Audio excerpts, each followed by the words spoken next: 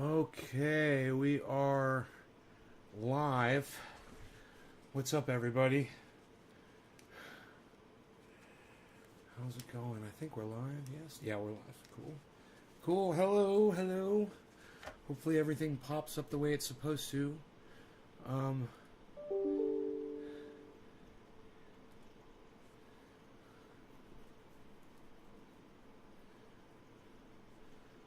right, so I'm going to send... I know that Grahm is out surfing tonight. That's what he said he was going to do. Karen, thank you. He said, I'm going to be out surfing tonight, but I'm still going to leave him a message.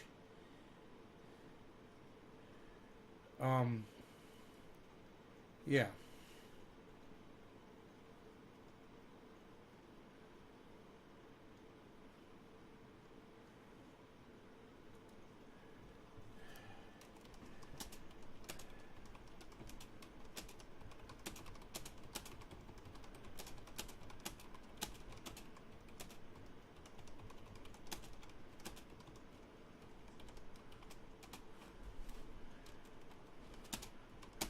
I'm sending Grahm a message. I am live now and will respond to all of your gun questions from the Eleanor Goldfield video you just posted.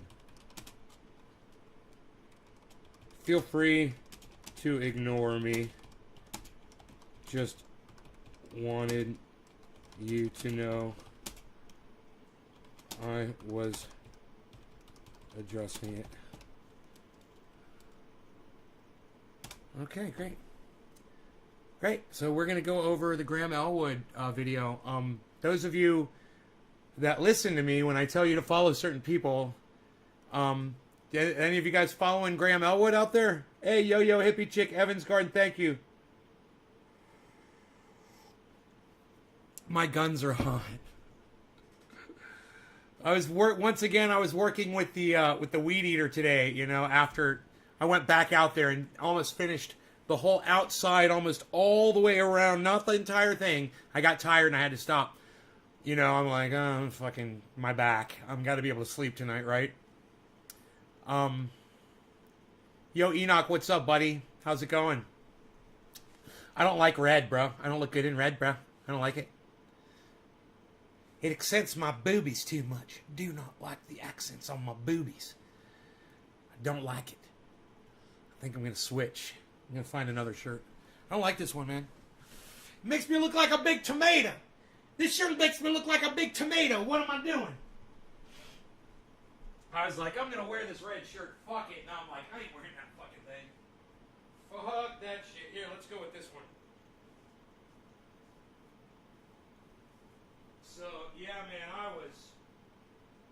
I was just beating the hell out of that fucking ground with that fucking weed eater, man. Oh, yeah. Oh, yeah. Ugh. There we go.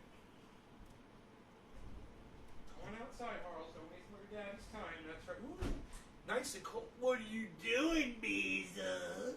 What are you doing, Beeza? I love you. I feel like I'm in the 70s, man. Some cop show in the 70s. Like I'm a bad dude.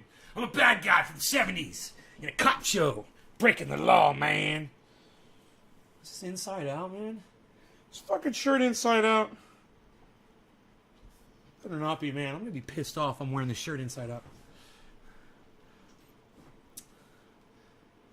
You follow Grahm? Oh, good. Well, him and I disagree on guns completely, and I'm going to address all of his questions that he put forth. Amber, hello. Thank you, Amber.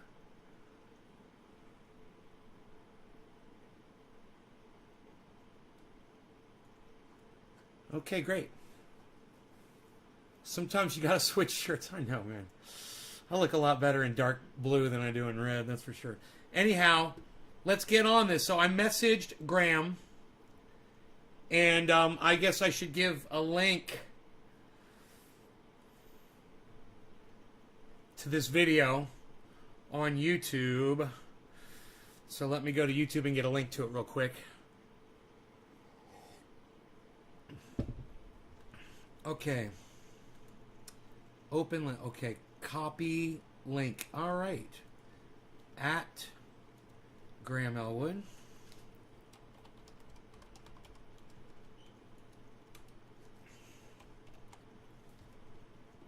Okay. I answer all of Grahm Elwood's gun questions. He always says, Grahm answers your questions. It's a play on his show. Because he always has shows that say Grahm answers your questions. So my title of this video is I answer all of Graham's gun questions. You know, I want everyone to know this. God, I look terrible in red. I love Grahm Elwood. Okay? So, for me, it's okay that him and I disagree on this.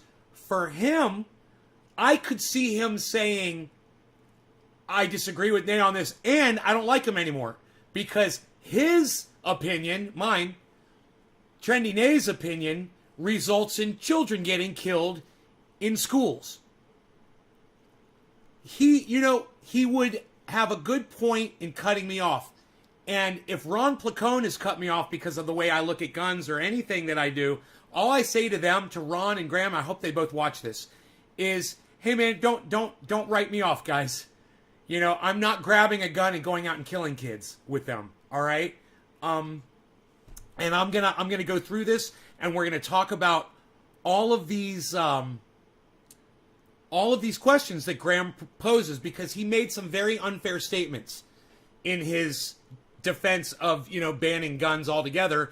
We're gonna go through, but one of the ones that pops out mostly is that he said, you know, cars have improved over the years, and guns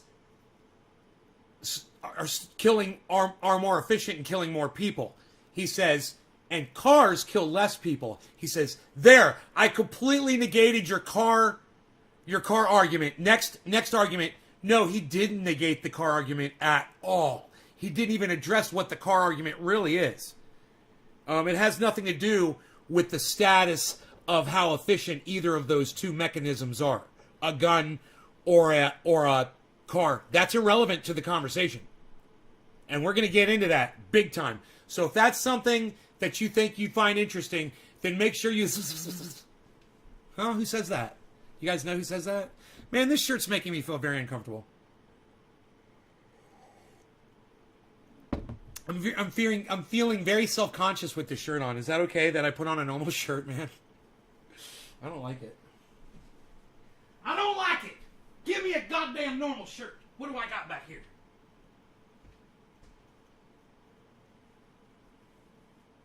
Go through the list until we find something.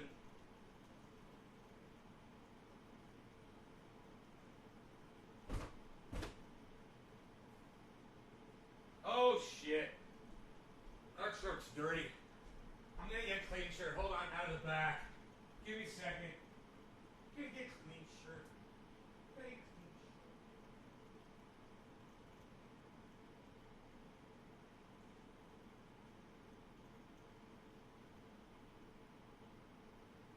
Definitely getting a Bernie Sanders shirt. I'm gonna get the Bernie Sanders shirt. Give me the Bernie Sanders shirt. I like Bernie Sanders. Bernie Sanders is good. I like Bernie Sanders. Here we go. Okay, I feel a lot more comfortable. All right, so. Show those guns. I'm all right. I'm good like this. So, what I want to say right off the bat is, I understand where Graham's coming from. And I understand people who love kids and don't want to see children blown away in schools. I totally understand that argument. I get it. Okay? I fucking hate sports. Kids get killed in sports all the time. You know? I mean, I know it's nothing like school shootings, but, you know, I'm not out saying ban all sports. I'm just saying you guys are indoctrinated to think that that's entertainment, Grahm included. But that doesn't really address this argument that we're about to get into. Those of you guys who are anti-gun and want to see all guns gotten rid of, you're going to like Grahm Elwood's side of this argument, mostly. But I tell you guys this. Pay attention to what I'm going to say, okay? And listen to my arguments before you pass judgment, So kind of come in with a unbiased, you don't know where you stand on it. Okay, cool. A lot of you support gun rights. That's why you watch this show. Cool. There's a lot of people who don't watch this show because I support gun rights. I know that. But let's get into it, okay? Let's get into this. Now, this video can be seen on rockfin.com. It was not available on YouTube, but I am a Rockfin member, and I'm subscribed and a premium member to Graham's channel. I also donate money to him, and I will continue to do so. I want you to know it's okay that him and I disagree on guns. I don't hate him because he disagrees with me on guns. I would hope, however, though, that he would give me an opportunity to talk to him personally about this, even have and I'm not saying a debate. I'm saying a discussion where I can just explain the gun side of things to him, somebody like me who is pro-gun and not a fucking psycho, and why I am the way I am, just to, see if he understands it better. Because he writes off a lot of my arguments and doesn't give any credit to them at all. So let's go with this, all right? You guys ready?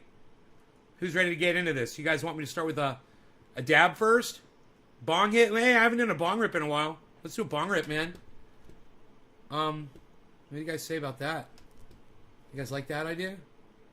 Grahm Elwood. Now make sure you everybody subscribe to Grahm Elwood on YouTube, the political vigilante, Grahm Elwood. Make sure you follow him on Twitter. It's at Grahm Elwood. Make sure you also follow him on Rockfin. Go over to Rockfin and check him out. He's a friend of mine. He's a friend of the show. He's appeared on this show twice, at least. And he's a really good guy, man. I love him. I just, I disagree with him on this. And I'm going to show you guys where I stand on it. All right, here we go. Sure, it's all that nonsense. It's unreal, man. So, let me go over to the Rockfin. Grahm Elwood on Rockfin. Matt S. Shave your knuckles for justice. Your energy is strong today, dude. Boo! That's that vegan fury, man. I don't know, bro.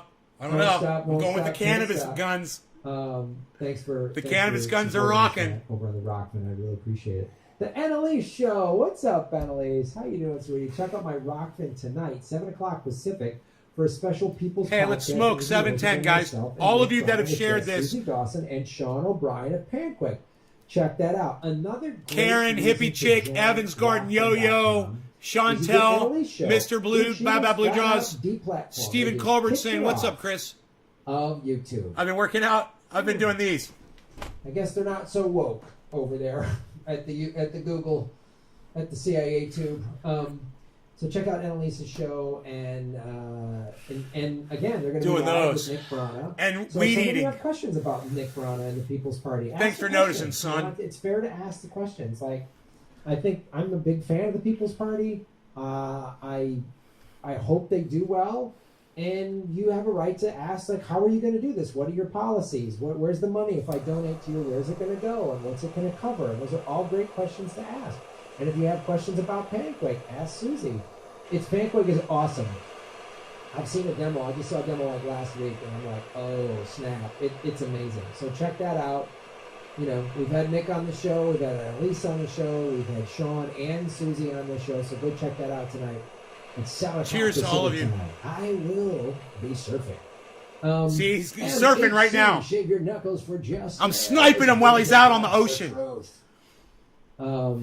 Started working with more. The gym by me is now open, so I was using a lot of bands. I'm back to like weights and machines, which means, oh my god, these guns are going to be a little David Niven, kids. The guns of Navarone. Just yesterday, there was a mass shooting at a light rail train yard here in San Jose. Yeah, I heard about that. First thing I thought of when I heard the news was Grahm and Jordan on Status Quo both saying mass shootings, something to the effect of coming soon to a town near you, and sure enough, there it is. Even in hyper-progressive Silicon Valley, I wish that reputation was even halfway accurate. I was watching the news today, over 232 mass shootings this year, 100 more than last year. Sucks. I mean, even Gavin Newsom, who I'm very critical of, not a huge fan of, said, "What's wrong with America? What's wrong with us?" Like, that guy. Well, I'll tell you what's wrong with America. One thing is the sentiment. You know, America voted for Donald Trump. Donald Trump's whole persona was, I could shoot someone on Fifth Avenue and people would still vote for me. You know, Americans heard that. That's the man that represented America for 4 years. You know, that changes hearts and minds. That inspires people. Regardless of who the fuck it is. Adolf Hitler inspired millions of people. You know? So, you want to know the source of the sentiment. He says there's more mass shootings. Hey man, I don't blame the guns. I don't blame that there's more guns out there. I blame the fact that, hey man, we fucking voted for Donald Trump, man. We are idiocracy. We're literally playing it out, note for note. We're living it, man. We're getting dumber and dumber. People are getting stupider. That right there in itself is a good enough reason for me to have a gun. Right there, people are getting dumber.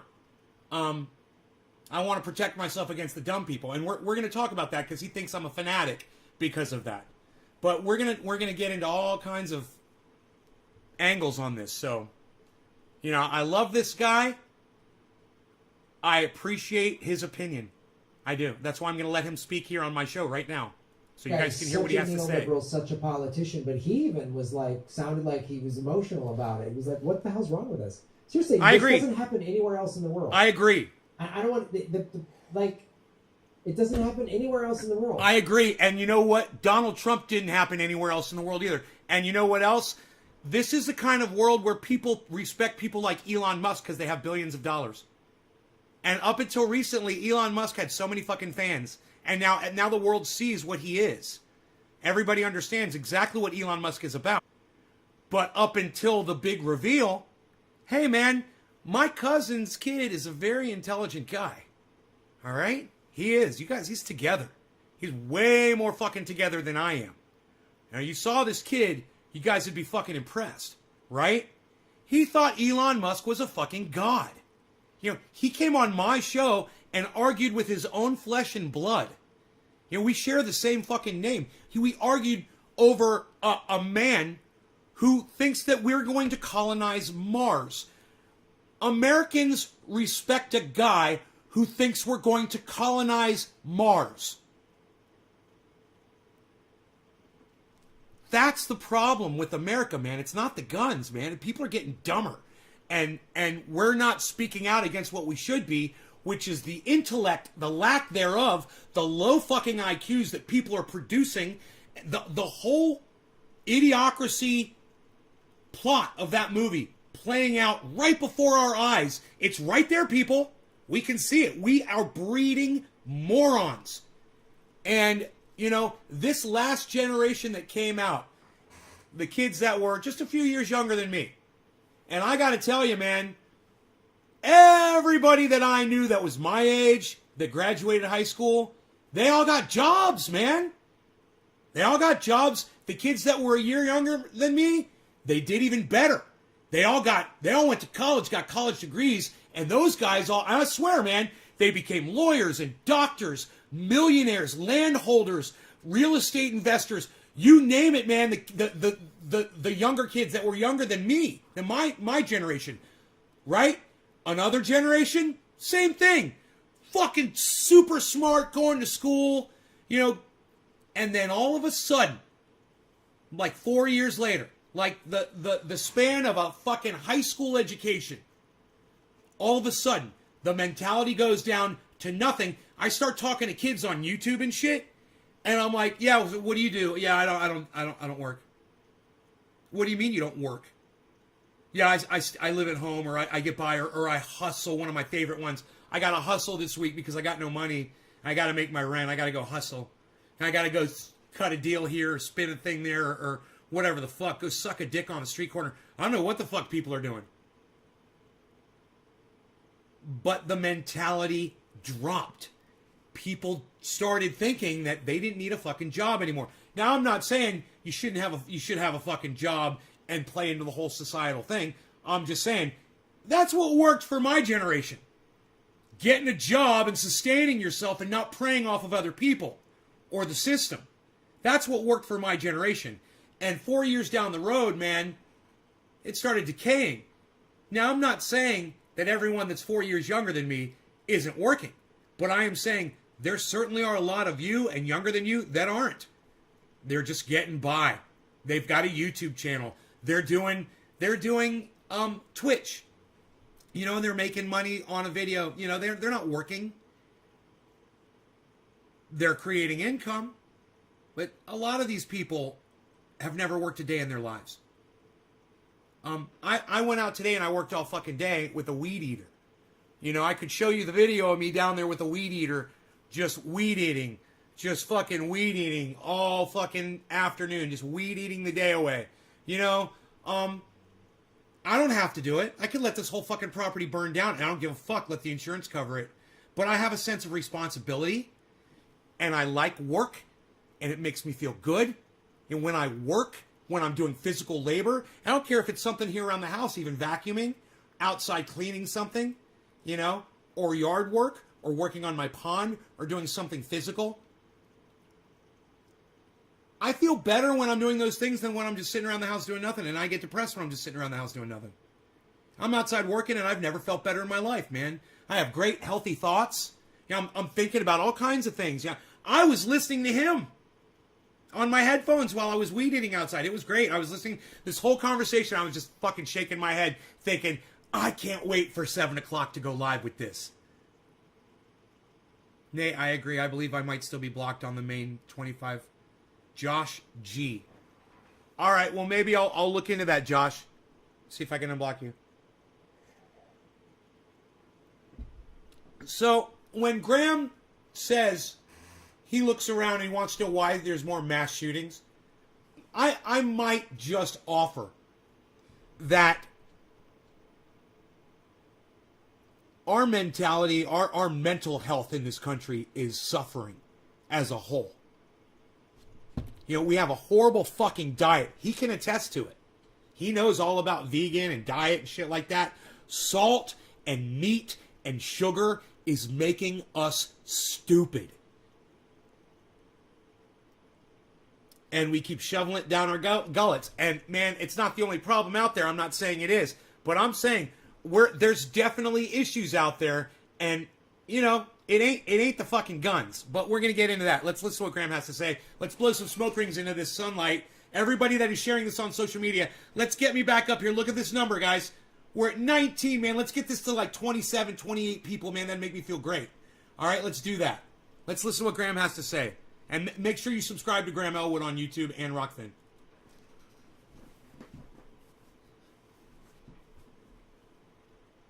We're having an average of a mass shooting a day. More than that. We've had 232. We're not halfway through the year.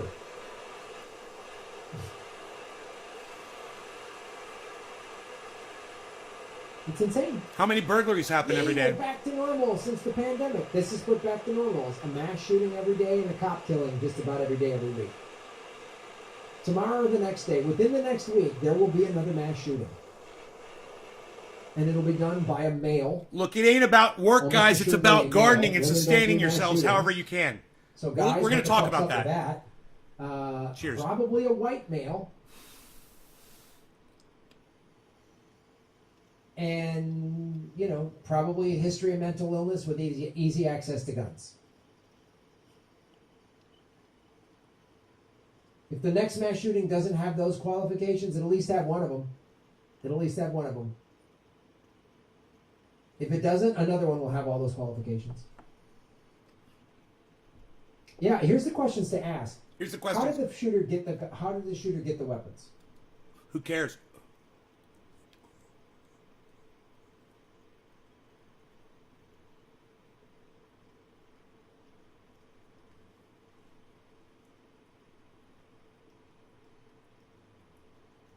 You know, mass shootings happen from all the time from people who are completely legitimate. They haven't been documented as psychotic. They've never seen a doctor. You know, somebody having a relationship at work and finds out his girl is cheating with somebody else at work, right? And finds out everyone there at work knows about it. So he loses it, he snaps, he goes to the office, and he fucking blows everybody away. Then kills himself. This kind of shit happens all the time. He doesn't want to talk about that. There's legitimate reasons, and there's legitimate people out there with firearms that decide to use them to go do crazy shit.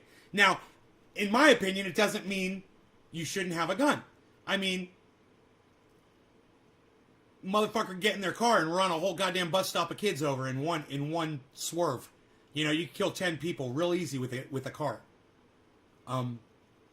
Japan has .6 guns per 100 people, and there are still mass killings done by knives and swords. Mass killings aren't a gun issue, it's a social issue. Who is Facebook user? Who just said that? Who is Facebook user? Let's keep going. Chantel, anyone seen the movie Falling Down? That movie explains why people do what they do. Well, it explains why that one man in that one specific situation did what he did. But Chantel, I've had bad days before where everything seemed to go wrong. You know, a lot of people have had bad days. Man, I had a day when I went to the airport and I was all set to fucking get on an airplane, and I go to the counter to get my fucking ticket, and I booked the wrong date for the flight. They charged me $800.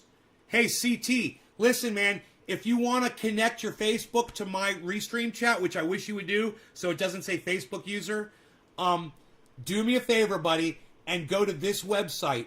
It's chat.restream.io/FB, and you'll be able to connect there. Here, I'm going to put it on screen for you. Okay. It's chat.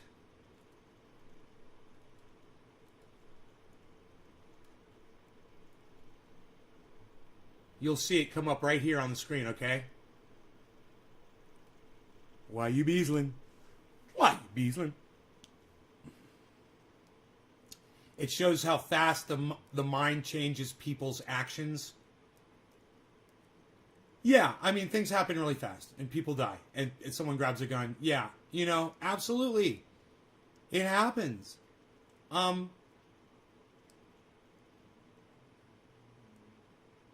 But we're not even into it yet, so let's get going. Let's get into it. How did they get them? Because like people say, I've heard like gun supporters say, well, Chicago has the strictest gun laws in the country, and look at all the shootings they have. Yeah, because they drive across the border to Indiana that is open, that has easy gun laws, and they buy guns legally. Or people in Indiana buy a bunch of guns legally and then sell them on the street for double the price. So he's just making shit up right now. He has no idea what he's talking about. This is straw manning at its worst because he doesn't know what the situation is over there. For triple the price. They report them stolen. They file off the serial number and sell them on the street. Is that what they do? How hard is that?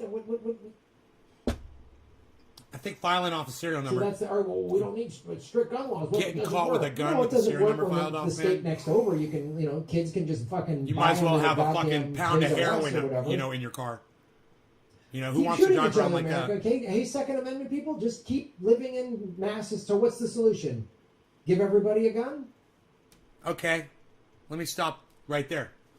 What's the solution? Give everybody a gun? Hey, give everybody a gun who wants a gun.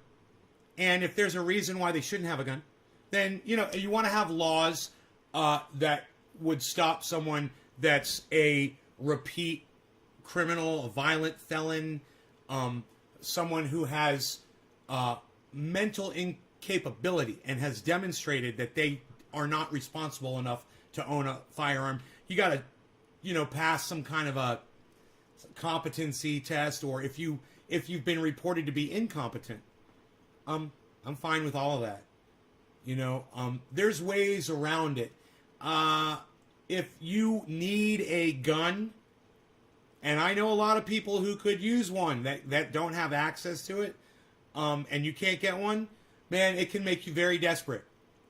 And no one should feel like that. You should always be able to feel safe in your own home. you know, and as far as I'm concerned, in your own vehicle or in your own space, wherever the fuck you are. But that's me. And my views on guns are very, very, very what you would call pro. Very, very lax as far as, you know. I've been to countries where people walk around with fucking machine guns. And at the time, there was no violence. And whoever wanted to carry a fucking gun was carrying a gun because everybody had to be in the fucking military. But, you know, how often does a mass shooting happen in a police department? Like, how often does a policeman go crazy and kill all of his coworkers? How often does a mass shooting happen inside a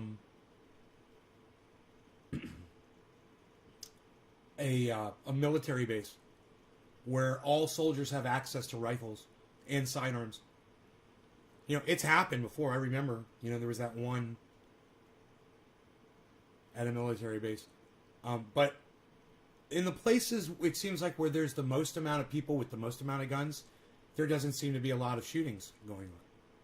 You know, it seems to happen where people have the least amount of guns, like schools, concert venues, right? Because when you go into a concert, what happens? We all know.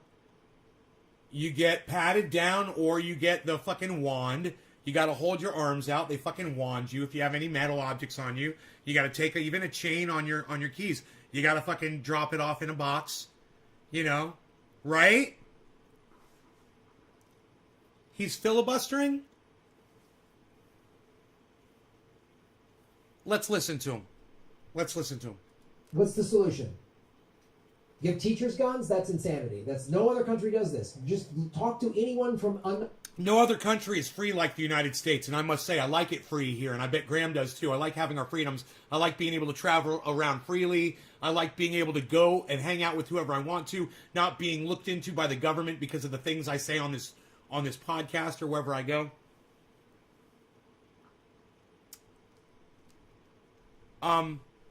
Facebook user. Yeah, Facebook user. I'm just going to block Facebook user, man. So it's not going to pop up here anymore. Yeah.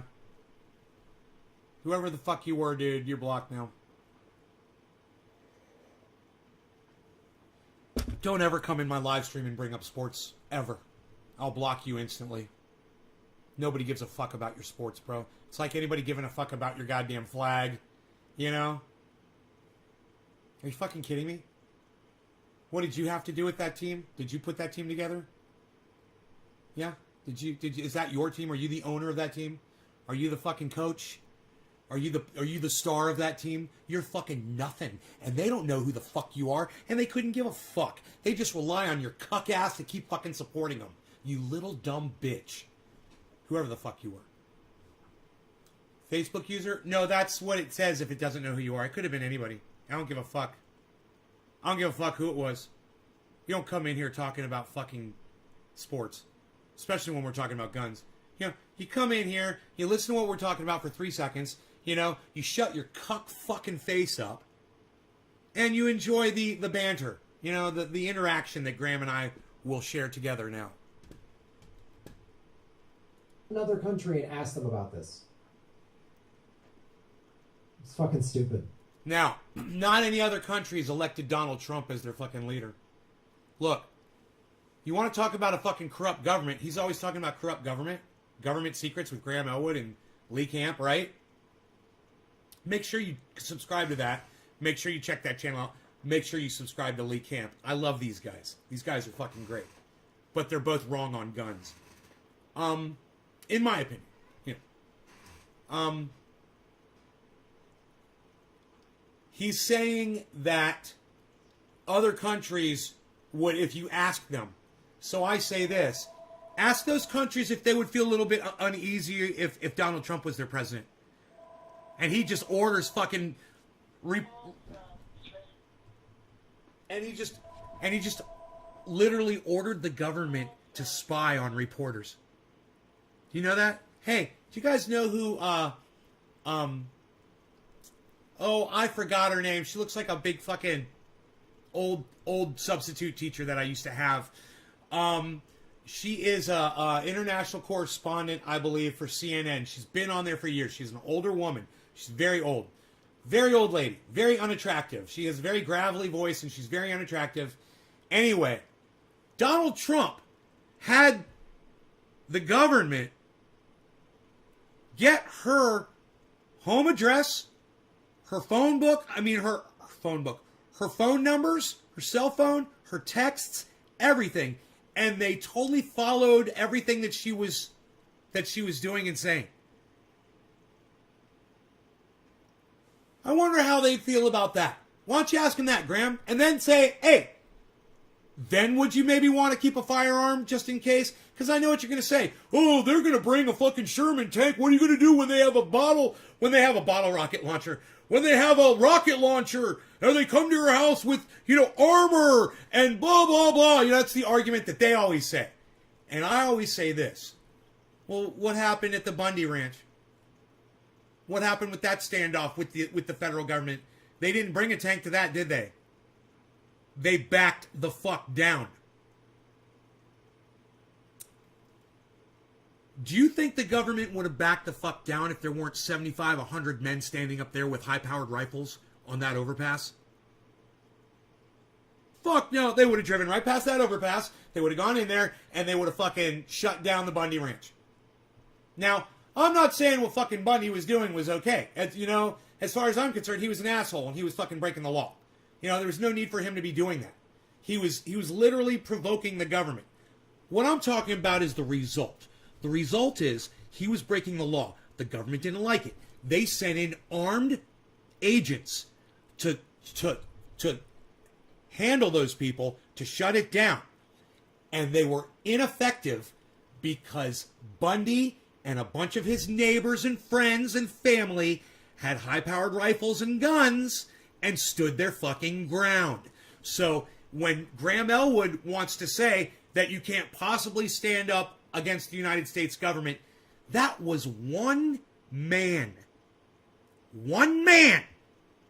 with one cause. He was just grazing his cattle on government land. Actually, when you think about it, that helps cut down on forest fire burning, doesn't it? If you're bringing down all of that grass with your cattle, you're fucking helping. The government should have been paying him. It's psychotic. So, thank America and the freedoms that we have that those men had the guns to stand up at the Bundy Ranch. And if you guys don't know what happened, you can go check that shit out.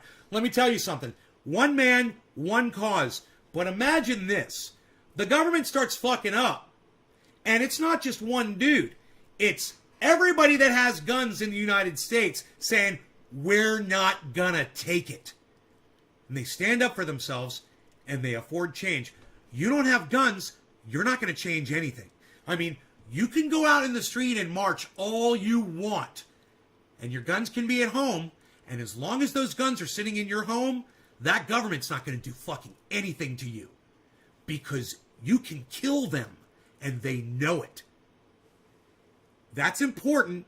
You want to talk about government secrets, Grahm. You want to expose the government, how they lie, how they can't be trusted, and how we've had Donald Trump, psychotic Donald Trump, for the last 4 years. Now we got psychotic Joe Biden, who's probably fucking following people too.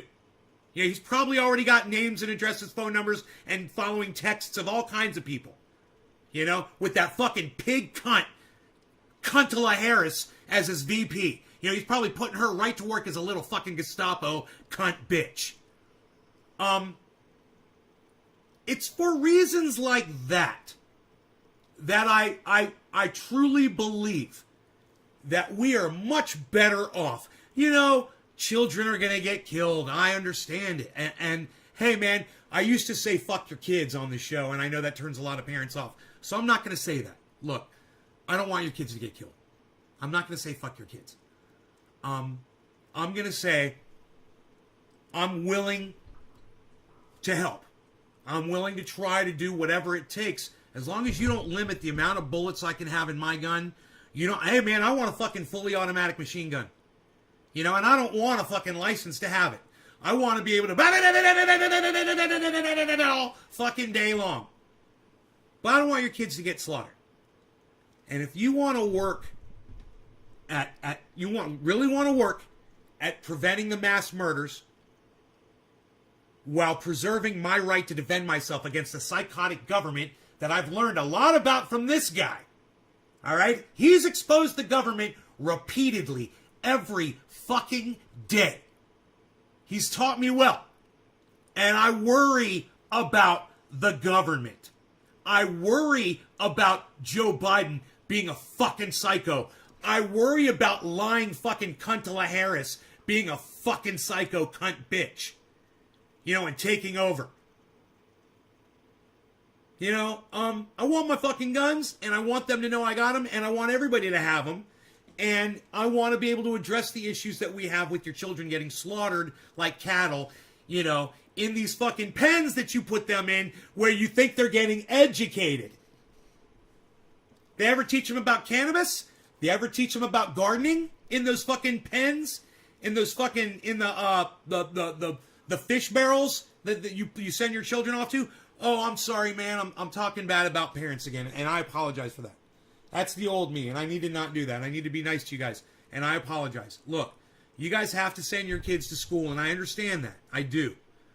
It's a necessary evil as far as I'm concerned. I fucking hate school. Let me tell you something. The best thing I got out of school was one of the girls that used to sit in front of me in one of my classes had the greatest ass.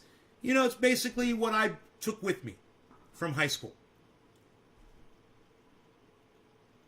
That's it. I didn't learn shit. I didn't learn anything. You know?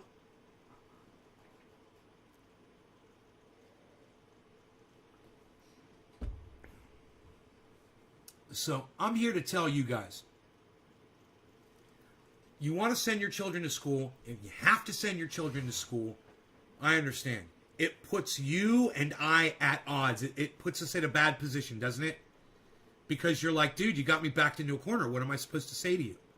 You know, yeah, I'm sending my kids to school fucking tomorrow morning. They're going right on the school bus. They're going to stand out at that bus stop like they always do.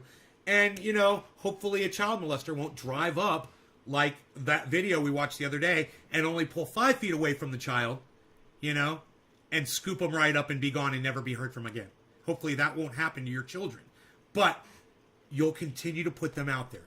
Now, you want to say I'm fucking crazy for wanting my guns? I say, look at parents who are willing to set their children out at the side of the street while cars speed by. And then sit in a school that your children will never learn anything at. Your children are not going to learn anything at those fucking schools. Nothing. You know, unless your child is a mathematician. Let me tell you something. That's the one thing I couldn't learn. I couldn't learn math. Couldn't do it. I didn't learn it. It didn't fucking help. I know there were probably other kids who benefited from learning math and they went into mathematics. They're accountants. They're fucking doing shit with numbers. Accountants, you know, helping people with numbers, accounting, doing accountant shit. I don't fucking know. Whatever the fuck you want to do with goddamn numbers. It's the most boring shit. But, you know, maybe you want to be a fucking accountant. I don't know. Maybe you want to do the books for somebody, you know, like be an accountant. Or maybe you want to, like, do taxes for people. You know, like, be like their tax accountant. You know, I remember watching this stupid Bank of America commercial, and this kid came on, he goes, I really like numbers. He's like, I've always loved numbers, and I've always loved money. That's why I work for Bank of America. And I said, you are a cuck bitch. You are a fucking cuck bitch. And you need to shut the fuck up. You know what I love? Growing vegetables out of the ground and then eating them. Pfft, I love that. That's something worth loving. You're not really going to get that at a fucking high school education. And if you really want to teach your kids, you want to teach your kids well, in my opinion, and I'm not a parent, and I'm in no, it's just like I say about crypto, man. I'm in no position to give you guys financial advice, and I am in no position to give you parenting advice. I've never had one. I will say this. I've dated a few girls, and almost every one of them had children at the time. So I served as, kind of like a really shadowy father figure that was barely ever around when they were, from time to time. That is the only expertise that I bring to this table. And I will give you this. You want to teach your children well. Teach them how to feed themselves. Teach them how to defend themselves. Teach them how to build a house, how to live in one, how to protect themselves, how to survive a fucking forest fire, how to live out in the fucking wilderness. Teach them how to clothe themselves and how to do it all on their own. You really want to teach your children well. In my horrible, fucked up, stupid opinion, jobs are going to become a thing of the past. You kids today, you're already refusing to work. They're almost offering you $15 an hour and you guys are still turning it down. Learn how to grow, man. Learn how to garden. Learn how to feed yourselves, man. And if you learn how to grow cannabis, that's a commodity that you can sell to people for money, for chickens, for eggs. Let me tell you something else. A lot of my neighbors, they all have chickens. I can get eggs whenever I want them, man. My neighbors are fucking awesome. I'm set up, man. I grow vegetables. I bring them giant fucking zucchinis. They give me fucking eggs for life. I hook them up with cannabis. I got eggs, man. I can live off of eggs. I got fucking rice. I got vegetables. And I really, everything goes down. I got my well. I got my power from the goddamn solar. Everything, you 3D print guns. Right on, Sean. Right on.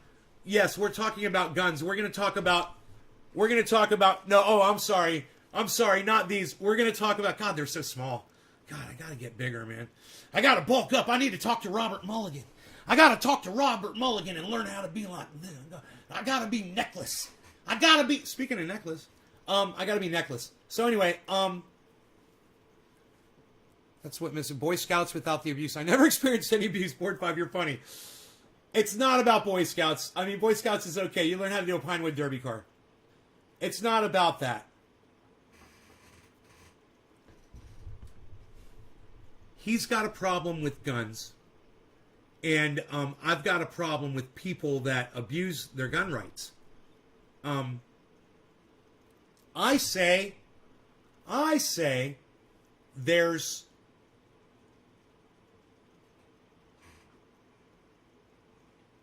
other answers to this problem besides taking everybody's guns away. He says the government's dangerous. I agree. How are we supposed to protect ourselves, Grahm, from the evil government you're always exposing if you want our guns to be taken away? What are we supposed to fucking shame the government like you do? Because, it doesn't seem to be working. They're still killing people in the street. They're still killing folks in other countries and bombing plenty of people. And hey, man, they're shipping our weapons to other countries and turning their head while genocides are going on. How many genocides are we ignoring, guys? How many Hey, Steve Running. How many genocides is the United States ignoring right now? Let me know. Another mass shooting.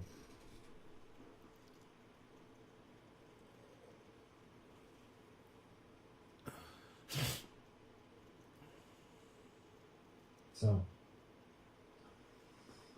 that's Wingbird America. Violent madness.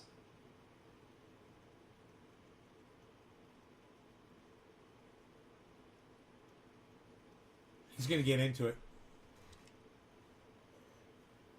Yeah, more people are dying from all over from healthcare and poverty. Yeah. Yep. It's not an either or. Again, but more people die from they don't have healthcare. Yeah, that's also awful. What's wrong with America, the richest country in the history of the world? We shouldn't have a mass shooting every day. No one should be dying because they don't have healthcare. There shouldn't be people living in the streets. All these problems can be fixed. Look, I think healthcare, which I agree with him on, would fix a lot of the gun problems that we have. When everyone's got access to healthcare, a lot of the people that would flip their shit, their minds would work better if they were healthier, and they would hopefully be exposed to more health professionals who could offer them medication or help, even if it's just seeing a psychiatrist, someone to talk to, rather than letting them slip through the cracks and then grab a gun and kill a bunch of people. 134, give or take.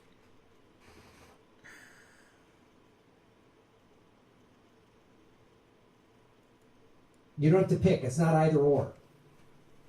It's just we're dabbing. It's preposterous. But all right, America, just it's a form of insanity to defend this and downplay and say it's not that big of a deal. Oh no.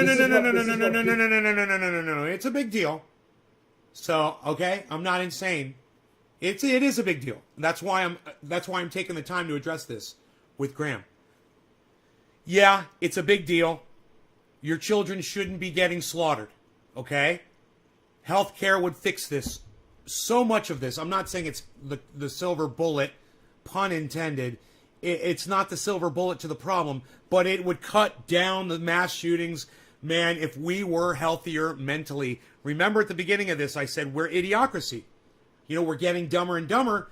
Lack of healthcare is part of this. Used to be your parents had a job and you got sick and were going crazy. They'd go get a professional. They'd take you to an emergency room. They'd 5150 you. They would help you. People don't have money anymore. People don't give a fuck anymore. People are letting their kids run rampant. Grab the fucking family AR and go to the goddamn local school and mow down some kids. People are losing their sense of responsibility. People don't want to work. People don't want to raise their children. It's not just the guns. There's all kinds of issues, and he's addressing a lot of it. So I love this. People who are addicts or who live in an alcoholic addict home and make excuses. It's like, your husband or your wife is drunk all the time and they get DUI and they keep getting fired. Yeah, but I've seen you get a little too drunk too. They make excuses. Well, the boss was a dick. No, you showed up to work drunk. That's why you got fired. You know what I mean? The cop was an asshole. Well, cops can be assholes, but you were drunk driving, so you got a DUI. Even if the cop was a dick, you were drunk driving, which is putting other people's lives. Cheers, guys. Thank you for sharing this video. Please keep sharing it. You're doing so well. Oh, what am I supposed to drink? Water? Keep sharing the video on Twitter. That same crazy... Share it at Grahm Elwood. Oh, you can't take my gun. All right. Cool. Cheers, Chris. Everyone gets a gun? You and your children aren't safe. Does that make you feel good? Texas just now, anyone can buy a gun now without any background checks? Okay. Mark my words, today is May 27th. A year or two from now, a couple years from when that law was just enacted and it becomes official in Texas, maybe it just became official or it's going to, whenever. Mark my words, 2 years from that date, Texas will have more shootings. Texas will have more shootings. And Texas will have more gun deaths than they did prior to that law. And they're okay with that. Guarantee it. Prove me wrong. They don't care, though, Grahm. That's the point. Remember this day. Yeah. Texas is going to have more power This rhetoric right here isn't helping fix anything. The power outage problem from March. Texans don't give a fuck. Because we're Texas, we're all alone. And they're like got them off of federal regulation back like in the 1990s. Texas is like 2 steps past me where I am with guns. Right? Now I sound very, I guess you would say liberal with guns. I guess that's the right word to use.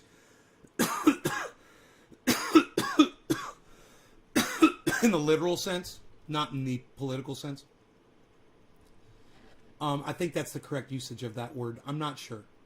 But I'm very lax with guns, man. I am very pro-gun. So, you would think, Texas. No. Texas, they'll fucking shoot you wherever the fuck you stand. They don't give a fuck, dude. It's fucking Texas. Texas is hardcore. Texas was, built on the gun. It's a different mentality than what I was even raised with. It's beyond. And I was raised with a military mentality that guns are necessary tools that you respect and you take care of and you understand completely, and you always hold them in the correct way. You always treat every weapon as if it's loaded, right? Every weapon is always treated as if it's loaded.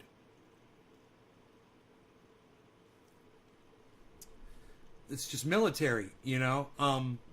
But Texas, man, Texas mentality is yeehaw guns. I'm not that far. Now, like I said, I want a machine gun. I want a fully automatic machine gun. You know, I want whatever the fuck I want. If the government's got it, I think I should have it. And if you don't want me to have it, then take it away from the fucking government. And they shouldn't have it either. You know? You don't want me to have a tank? Well, take them away from the goddamn government. You don't want me to have a fucking RPG? Take them away from the fucking government. You don't want me to have a hand grenade? Take them away from the fucking government. You know? We're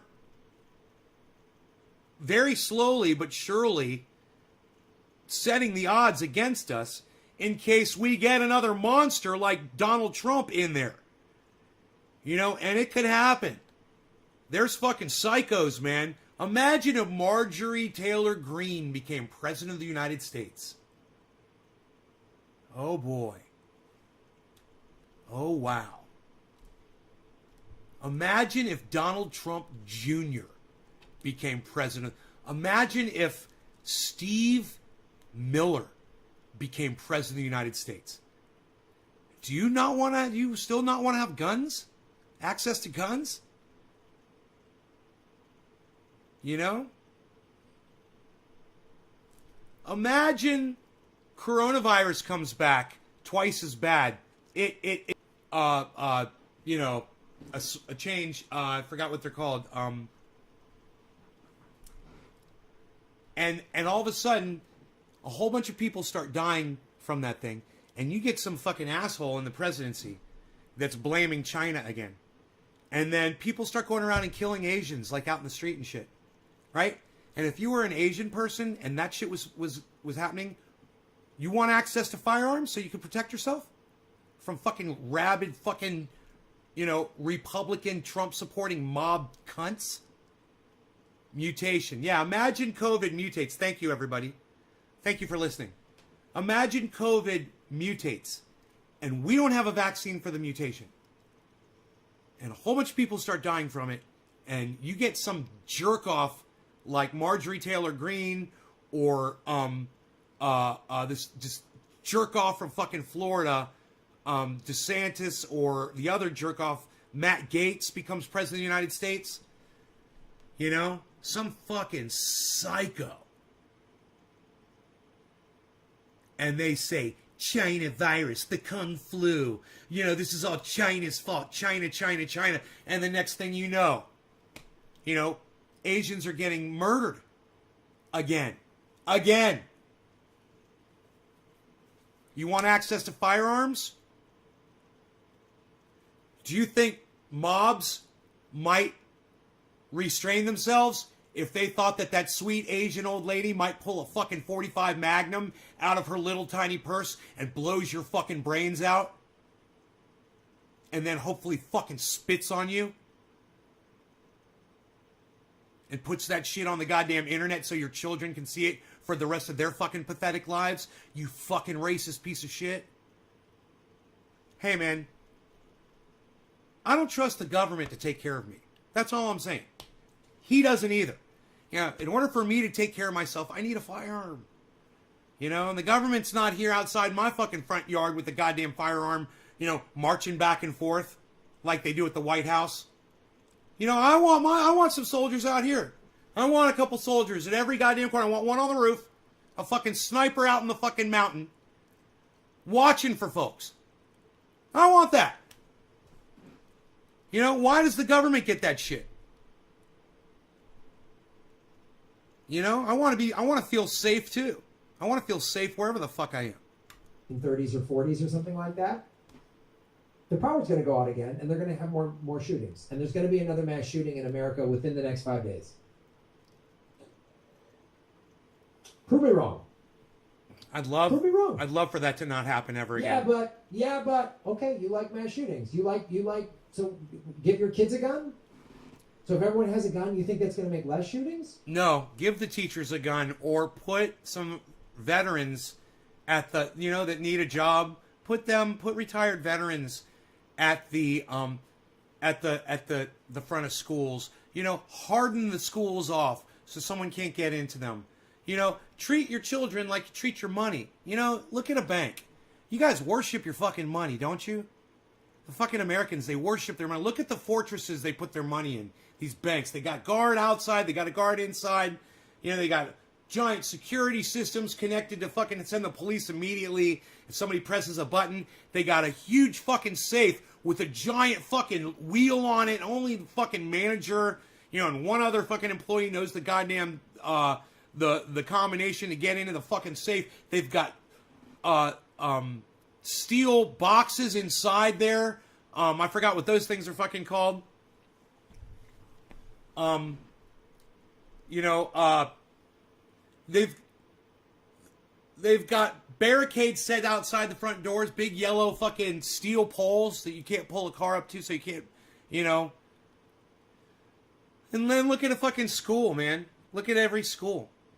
You guys, people care more about their money than they care about their children. And I don't blame y'all, but I say from the people in the past that have been responsible for building schools and building banks, well, they certainly did fortify the banks and not the schools. Yeah, retired vets. You know, there's plenty of veterans out there who would love to protect your children. Yeah, I would do it. I'm not even a veteran. I'd say, hey, man, that would actually be something that I would do. I would literally do that. I would give me a fucking, you know, everything I need.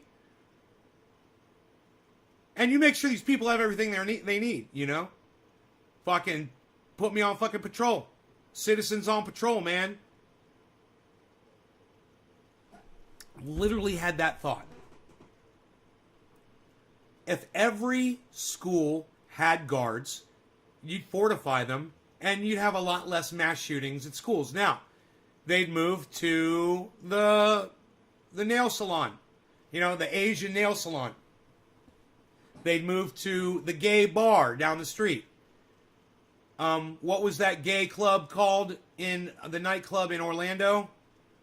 What was that place called? Please refresh my memory, man. I want to remember. What was it? 50 people died that night? It's horrible. There's so many people got murdered that night. I'm not saying, you know, that I appreciate or want this, Grahm. And yeah, I want him to realize that there's gun owners out there, not just responsible gun owners, but there's gun owners out there like me who I'd never shoot a goddamn deer. I'm not a hunter, bro. I'm not here to kill anybody. I'm here to protect myself. I'm here to use the gun as a preventative measure, you know. Pulse nightclub. Thank you, Trendy Nick. Yeah, Pulse. Man, let's remember those people for a moment, shall we? You know, just so Grahm understands, we care, man. The cannabis community cares, and the people like me that are NorCal that, you know, have guns, and all my neighbors have guns, man. We care, man. We don't want to see your children get slaughtered. It's true. We're not crazy, man. We want our guns, but we don't want your kids to get hurt, and we sympathize. You know, I understand right now it seems like we want these rights at the expense of your children, but we want these rights and we want to help protect your children. Why is it that every right-winger or NRA person or gun supporter out there that goes out and says, you need to fortify schools, you need to stop having these gun-safe zones, you need to have protection, why do they get called out as psychos? Oh, you're crazy! That's a horrible idea! What, are you going to give guns to the teachers? Yeah! I'm going to give guns to the teacher! I'm a teacher and I got a gun! I'm going to give guns to the teacher so they feel safe, so they can protect those students, so it serves as a goddamn, what is the word I'm thinking of? A deterrent. Thank you, brain. It serves as a deterrent. My firearms that I possess in my home served not only as tools to protect me in that most heated moment when I might need them, they also serve as a massive deterrent. Because I guarantee you, there's crazy people out there, man. You know, and me talking about this and just putting it out there, it serves as a deterrent, so people are like, man, you know, if I were literally to show up there and put him in harm's way, he's literally going to shoot me right in my face. Death by nay. And he's going to be on his property. He's going to be within his right. And he's going to win. He's going to get me. And that's going to stop somebody from trying to do it. You know, let me tell you, I've had plenty of death threats, man. And somebody that I actually love him, but I just feel bad because he's got a problem with his politics. But H.A. Goodman, man, he got a death threat. He got one death threat once. And, you know, he got into guns and he put it out there, you know, that he's got guns and that he's well equipped and he's a good shot and he understands them and he owns a bunch of firearms, and he totally pussed out, man. I'm like, dude, it's like some fucking 13-year-old kid, you know, on his mom's laptop or on a smartphone fucking with you. It's some little dick, you know, or it's some retired veteran that is going, man, I don't want to go to prison over that motherfucker. You know? Either way, you got nothing to worry about. I've had snipers, man, threaten me. I've had military snipers threaten me. You want to have fear? You want to be scared of some shit? Have a fucking military sniper say, dude, fuck you. I'm coming after you. And you're like, oh, dude, that guy's a fucking sniper from the goddamn army. He literally went to war and killed people already. He doesn't give a fuck. You know? And you're worried about some kid in the UK on his mom's fucking smartphone, you know? Trust me, man. There's so many of us out there. There's so much. It's like you would have to be extremely narcissistic to think you're going to win that fucking lottery. And it's okay, you know, if he would just treat it differently, if he would just buck up, that motherfucker would go away. But H.A. Goodman let that guy know that he was scared of him, and now that guy fucking just totally brutalizes him. Poses as him on Twitter. Nobody can fuck with him, and H.A. Goodman can't do anything about it. And let me tell you something. I don't support it. Twitter sucks my dick. Twitter sucks H.A. Goodman's dick because he should be able to tell them, hey, this guy's harassing me and threatening me, giving me death threats. You guys need to take him off of Twitter. And they won't fucking do it. He's impersonating H.A. Goodman. And they won't remove him from Twitter. I got someone impersonating me too on Twitter that they won't remove. But they stopped. They probably lost the password to that account. They haven't logged into it in like fucking 4 years or some crazy shit like that. I tried to get it removed because it had a bunch of bullshit. People would find that and think that was me. You know, and so it's got like 300 fucking subscribers. And just for that reason alone, I wanted to get rid of it. But they won't. You know, why? Because Twitter sucks. What? What, kids? What does Twitter suck? Oh, wait. Shit. I barely have anything here to do this with.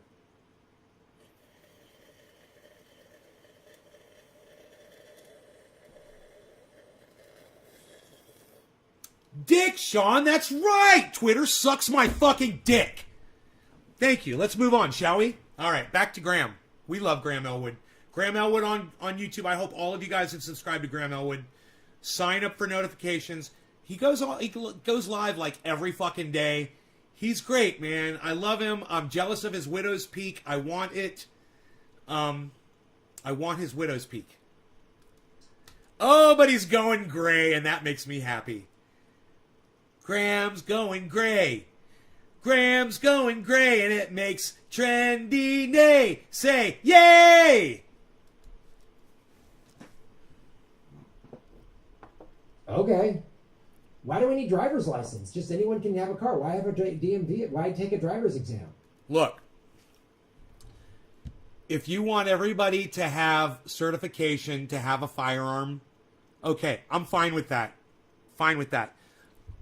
Let me teach the fucking class. Let me tell you how to teach people how to hold a firearm. Not that stupid fucking pig that was in that school one day and took a goddamn gun out of his holster and shot himself in the foot.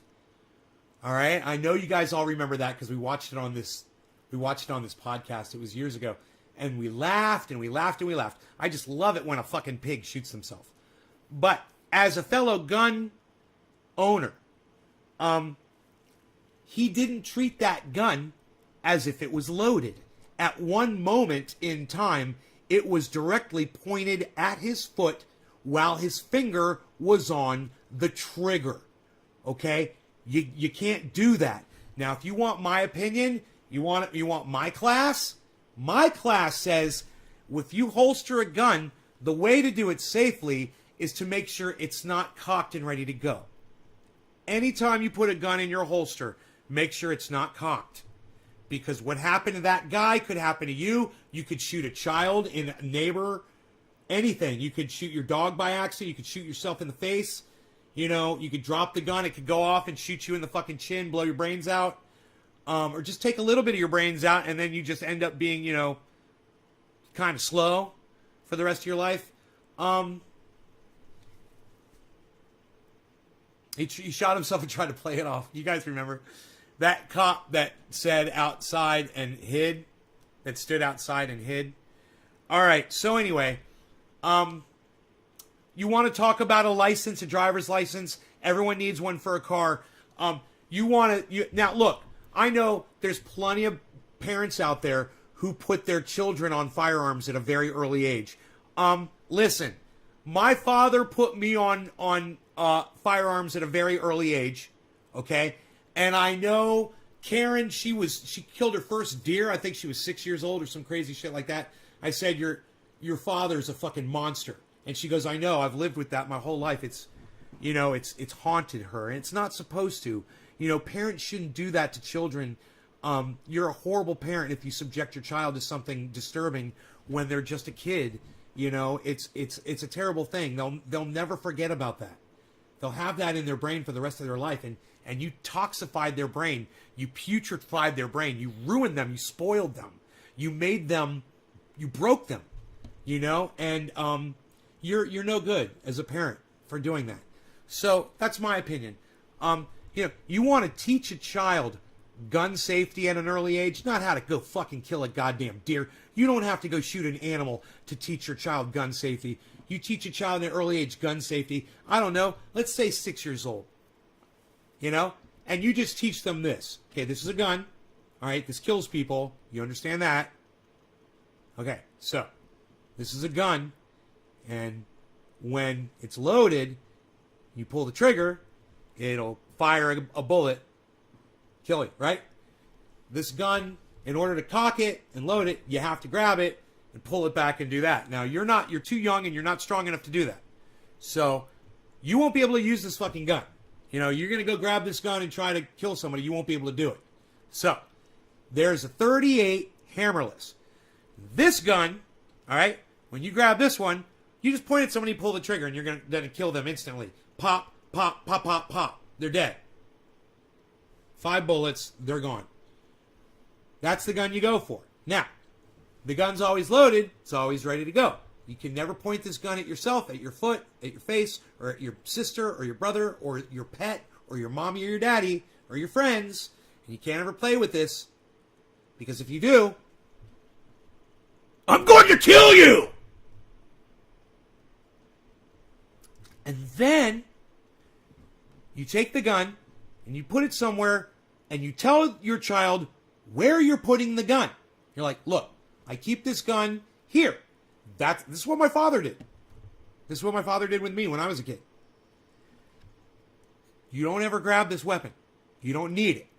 But if your mother and I are ever not home, somebody breaks into this house and you have no option, you know where it is, and you know how to use it. You know, if your child is mature enough at that point, I'd say I was mature enough at about 7 years old for that. Then I say go ahead and do it. You know? But you got to teach him the flashlight lesson. You pretend it's a flashlight with a beam of light, and you can even use a flashlight. You can say, you see where this light is pointing? Okay, that's your gun.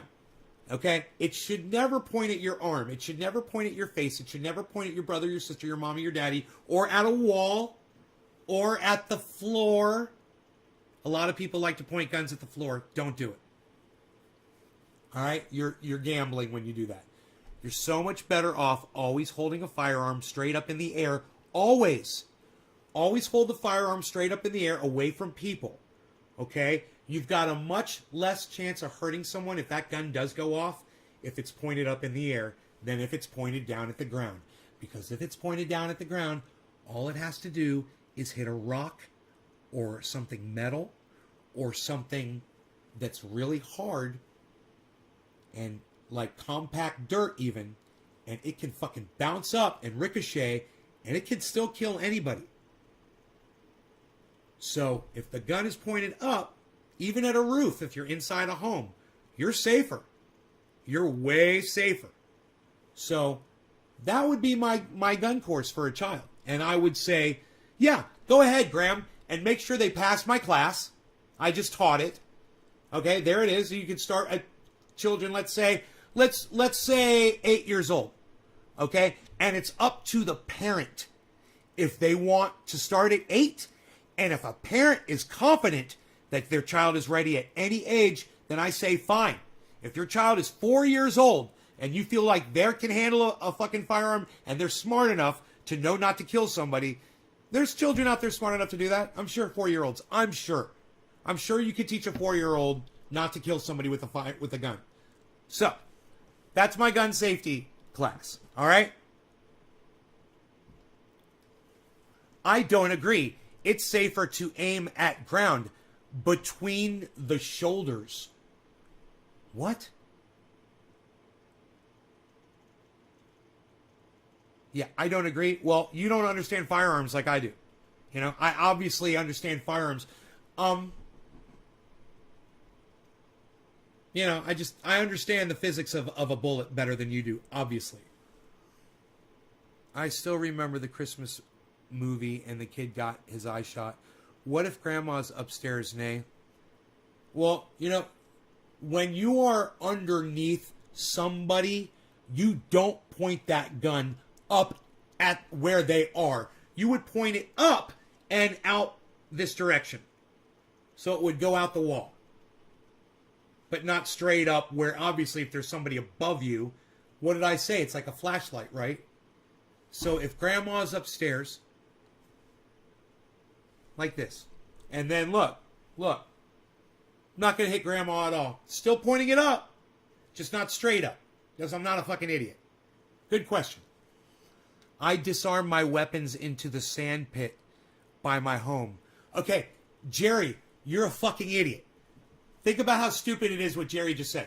So Jerry's shooting his bullets into the ground when he's done.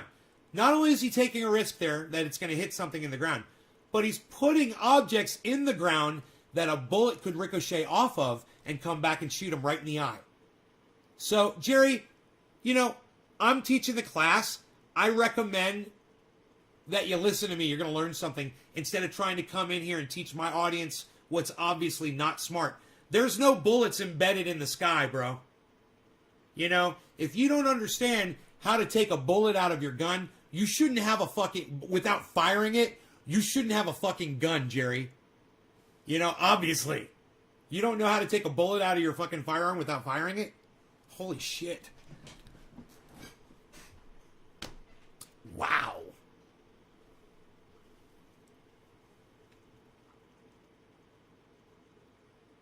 Waste of good ammo. Yeah, I mean, all kinds of reasons, right, Dice? Look. I wasn't in the military. My father was in the military. My father taught me guns since I was a little kid. We've always had guns in the house. My father bought me guns when I was a kid. My uncles bought me guns. You know, we used to go out shooting together. I spent a lot of time with firearms. I'm pro firearm, and I don't have a reason not to be. Firearms have protected me at times when I needed them, and I've used them before. So, you know, I'm definitely pro firearm. I think I know a lot more about firearms than anyone that would tell you to point a gun at the ground. That is just stupid.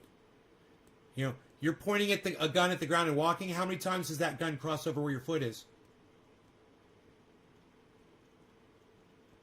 You know?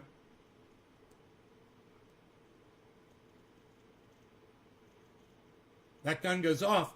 You better hope there's not some big boulder or rock on the ground. You know, often there's a boulder just under the ground. You don't even know it's there. You know?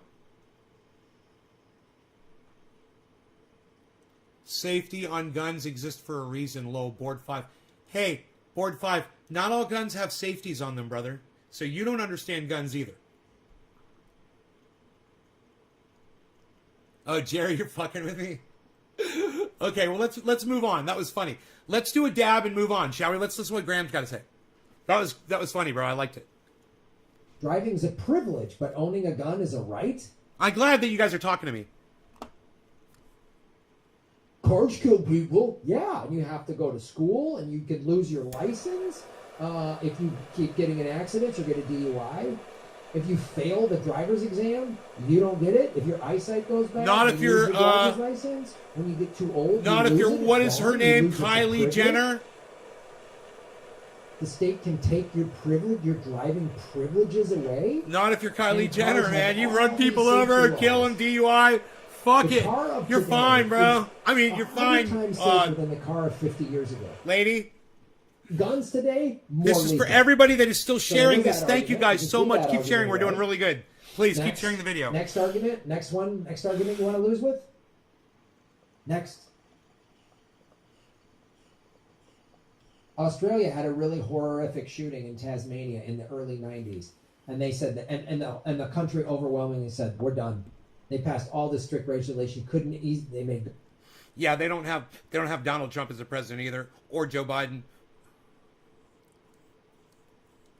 Guy can't even remember his own name or what he ran for.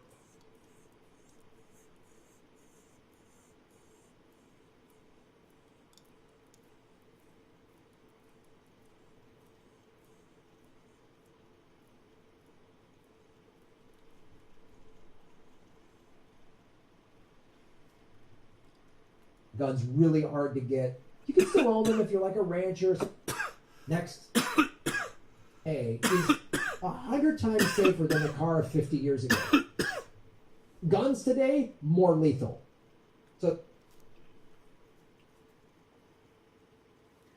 So he says because cars are safer and guns are more lethal, you can't argue cars against guns. I'm going to argue cars against guns right now. Okay? Automobiles kill people every day. Okay? It might not be as many people as guns. The numbers really don't matter. There's all kinds of things that kill people every day, like smoking cigarettes, you know, drinking alcohol, driving cars, or guns. Okay? We choose to allow things like cars that kill people, or tobacco that kills people, or sugar that kills people, you know, in our society, because we have a desire for those things.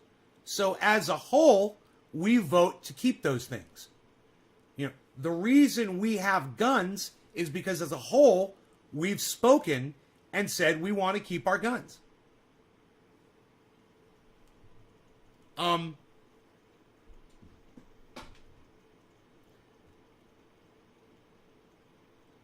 You can't eliminate cars from this argument. You can't eliminate cars by saying cars are kill less people and guns kill more people now. So that eliminates the argument. You can't compare guns to cars. I just totally did. Right?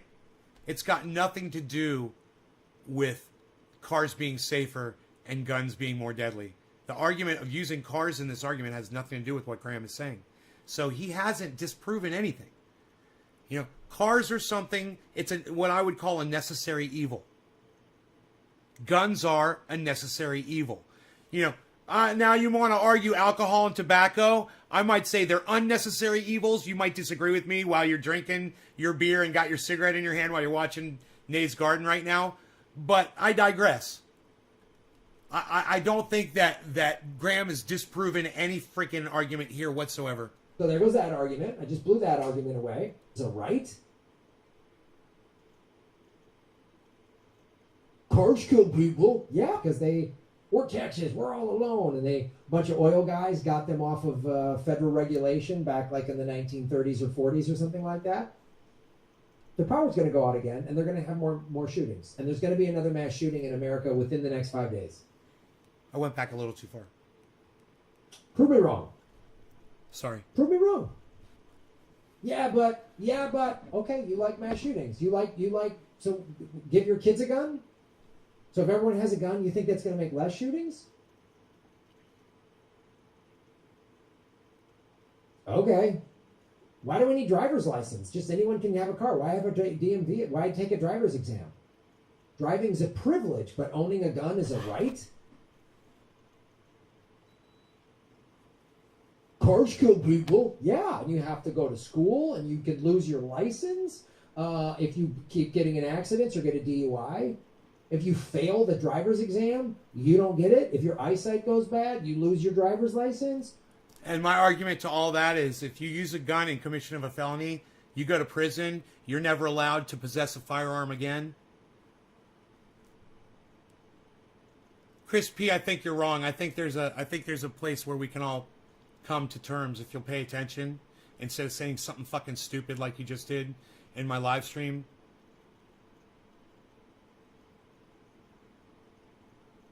Well, I like what you said about never using alcohol when you've got firearms. Somebody almost shot me in the face with a machine gun when they were drinking alcohol. When you get too old, you lose it. It's gone. You lose it's a privilege. And the gun discharged. Almost hitting me in the face. The state can take your privilege, your driving privileges away, and cars have all these safety laws. The car of today is 100 times safer than the car of 50 years ago. Guns today, more lethal. So there goes that argument. I just blew that argument away. It's not an argument. Next argument. Next one. Not an argument. So we weren't arguing that. Nobody's arguing that. Look at him fucking filibustering on that. Australia had a really horrific shooting in Tasmania in the early 90s. I remember that. And they said that, and the country overwhelmingly said, we're done. They passed all the strict regulations. And I say they don't have Donald Trump. It's really hard to get. You can still own them if you're like a rancher or something. It's really hard to get. They don't have Donald Trump as a fucking president either. Or Joe Biden. How did that happen? Oh, there's no NRA. The NRA is a gun lobby. Yes. Right? And every time there's a mass shooting, gun sales go up. Yes, and I understand that. I have actually purchased firearms or bullets around those times. Number two, I'm thankful for the NRA. And you might fucking hate me for saying that, but they defend my right to have my firearm. So, I know they're a bunch of fucking assholes. I know it's all about money, and I know you might not like the way they do what they do, but they accomplish for me, and they have always accomplished for me, what my goal is, and that is for me to keep my right to possess my firearms. And I want everyone that's capable, willing to possess firearms to do so without being harassed or whatever. And if you want to deal with the people that are falling through the cracks, let's address it instead of going after my right to possess one. Okay, let's address the issues. The issues are kids getting killed. The issues are mass killings. We can totally talk about that. There's already plenty of ideas, and there could be plenty more. So they infuse fear, and the NRA spends money primarily with the Republican Party, but they still spend on Democrats. Like AIPAC spends a little more with the Democrats than they do with Republicans, but they still spend across both parties. It's the same thing with the NRA. And they use fear-mongering and propaganda. Sure they do. Thank you. I see some propaganda like showing like a guy, I don't know, something somebody put on. I gotta say, Grahm, you saying that everyone that is pro-gun is psycho and doesn't care about children, that's propaganda too, bro. Hey, I love you, but I gotta call you on your bullshit. I don't want people's children to die. All right? Some of my best friends, I always think about these kids, man. They've got beautiful kids, man. I freaking love them. And I would be devastated if something bad happened to their children. As if they were my own. I would be devastated. It was supposed to be some joke thing, and it was like a guy having sex like he's a woman or something like that. And it's basically saying this guy's a pussy. And it says guys ready for a have dab? sex like this are the same guys that Yabba have doo! gun control. Woohoo! Who's like, ha, ha, ha, ha. And I was like, oh yes, the American male, so easily propagandized by the NRA to think that their masculinity is tied to owning a weapon. The gun lobby thanks you. You push any of those pro gun? Does anybody know what I use this for? The gun lobby thanks you. They thank you so much. Like it's just like when you say, "Are we going to pay for Medicare for all?" Big Pharma thanks you. Big Anthem Blue Cross, they thank you. The gun lobby thanks you. So, I need a gun for protection. Do you think your gun makes you immortal? No. You're still going to die, right? No. Society collapse? That's straw manning right there. Now he's straw manning. No. I don't think my gun makes me immortal. Like I said, it's a deterrent. It helps me. You know, it's a tool. Like I said, I've used it before in a situation. I was all by myself. Only thing I had to defend me against somebody who was much bigger, much crazier, much more intimidating than I was a firearm. And when I let him know that on the other side of the door I had a gun pointed right at his head, he calmed the fuck down. You know, so I used the gun in a situation where I needed it. I was prepared to shoot him. You know, but the door was closed and it was locked, and he was saying he was going to kick it down. He was possibly on something, you know. So I was fearing for my life, and I got to tell you, I liked the guy. He's really likable. I didn't want to fucking shoot him, you know. He was acting like a wild man that day. So, he actually taught me a lot about living out here. You'd be fucking surprised. We spent some time together. But I don't talk too much about that. I don't like to talk too much about that. My point is, I've been in a situation where he wants to say a gun makes you feel like a Superman. No, Graham. That's not why I have a gun. I have a gun because I've literally used one before when I needed it. And I use it as a deterrent. And I want it to protect myself. You know, if I'm here and let's say a couple of my neighbors' dogs get out and they break into my yard and they're attacking my dog and killing him, and I could just go outside with my gun and fire off a couple rounds up in the air, pop, pop, pop, and they fucking run away, you know, then that gun is serving me a valid purpose, you know, just as that alone.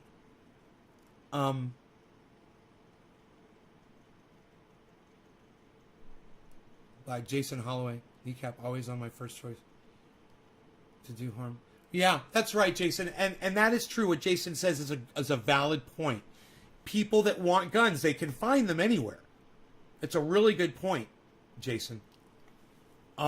You restrict who can have guns, all the wrong people will have them, and the people that need them to protect themselves won't have them anymore. And you're turning a lot of us into victims or possible victims, and we don't want to be that.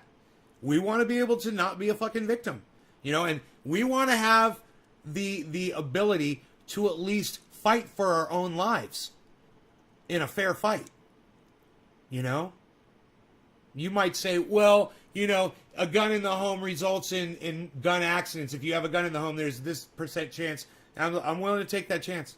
I understand that. You know, I don't sit around all day fucking with my dick in my hand cleaning my fucking gun. You know, and I would have a tiny dick if I did. You know, don't sit around and fucking clean your guns, guys, okay?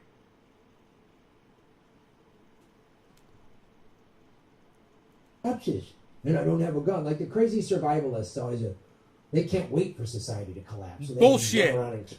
Bullshit. Man, I hope I'm wrong. I hope Guy McPherson is wrong. I hope the world lasts a real long time. Hey, man, I hope fucking Elon Musk colonizes Mars and proves me wrong, man, and that there's a whole bunch of people living on Mars before I die. Wouldn't that be fucking great? God, that'd be fucking awesome. You know, convert it to goddamn oxygen over there, like, and cool it down. I don't know. Whatever the fuck you guys figure out how to do. That'd be fucking great. Go ahead and do it. Prove me wrong. It sounds a little challenging, though, doesn't it? Proving me wrong? So I just assume I like to play it safe. I like to err on the side of caution. My father taught me that. It's always better to err on the side of caution. For me, erring on the side of caution is having a firearm in the house. You know? The error would be, if I had that gun with me and I was out in public and I was in a situation where I was going to be killed and I pulled my gun out and I shot somebody and killed them, you know, maybe I go to prison for 3 years. You know, maybe I'd be able to prove that I had to kill someone to save my own life. Regardless, I'd much rather be alive than dead. I'd rather err on the side of caution in that specific situation. Just as an example, right? I like to err on the side of caution. So, you know, you got to weigh the consequences. What's worse, going to prison? Maybe you go to prison for 10 years. Maybe they think it was premeditated murder. Maybe you go to prison for fucking 30 years. But you get out in year 31. Is that worth it? No, you got to weigh your options. What works for you? Never understood why people say colonize Mars when you could just fix the planet. I know, right, Josh? Josh, you're watching the right channel. Keep watching my channel, bro. Is there open carry in California? Not that I'm aware of, Chris. I don't know. I'm all for open carry. I'm all for that. I like I said, I've been in foreign countries where that was a thing, and it was cool, man. I sat on a bus next to someone that had a fucking Uzi. You know, strapped right to their chest. Sat right next to him. Automatic machine gun, dude. It was like this big. You know? Like a cell phone, man. Dial up murder? Yeah, I might sound a little crazy about that. I might sound a little gun-ho. But let me tell you something. I'm not as gun-ho as Texans are. Kill people and be fucking savages. They can't wait for that shit. That's not true. To turn into the road. He's strawmanning right now. It's not true. I don't want to have to kill anybody ever. I never want to have to use my gun ever. Ever. I want to be prepared and understand how to use it and know if I have to that I'll be able to shoot somebody, you know? I never want to do that. Let me tell you something. I had a dream. You guys know this story. I had a dream. I killed somebody in the dream. And I remember after I did it, man, I felt bad. I felt really bad. I knew, though, after I did it, I knew that I could do it. But I indiscriminately shot somebody through a door so many times. You know, I knew that I killed them.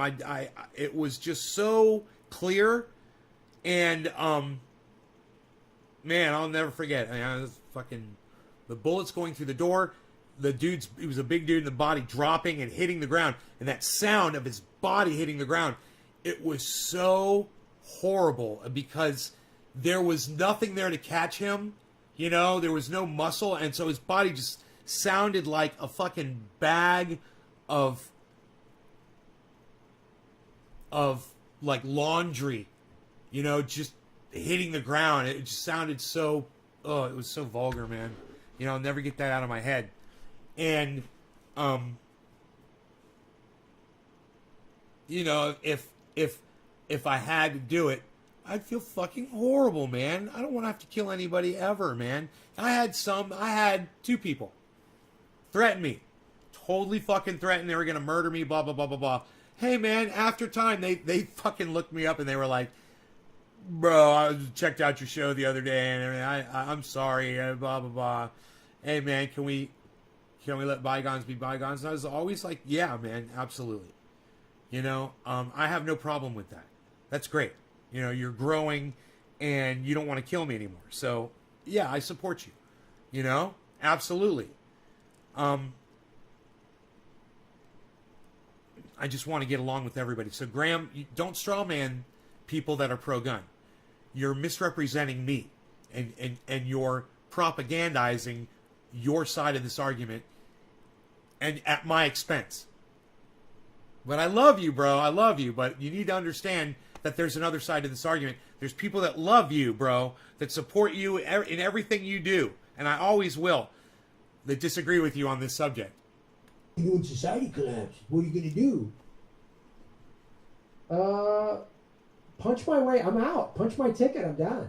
Really? Society just becomes like mayhem. There's just roving gangs. Sounds like my sister. And people are just getting raped and killed.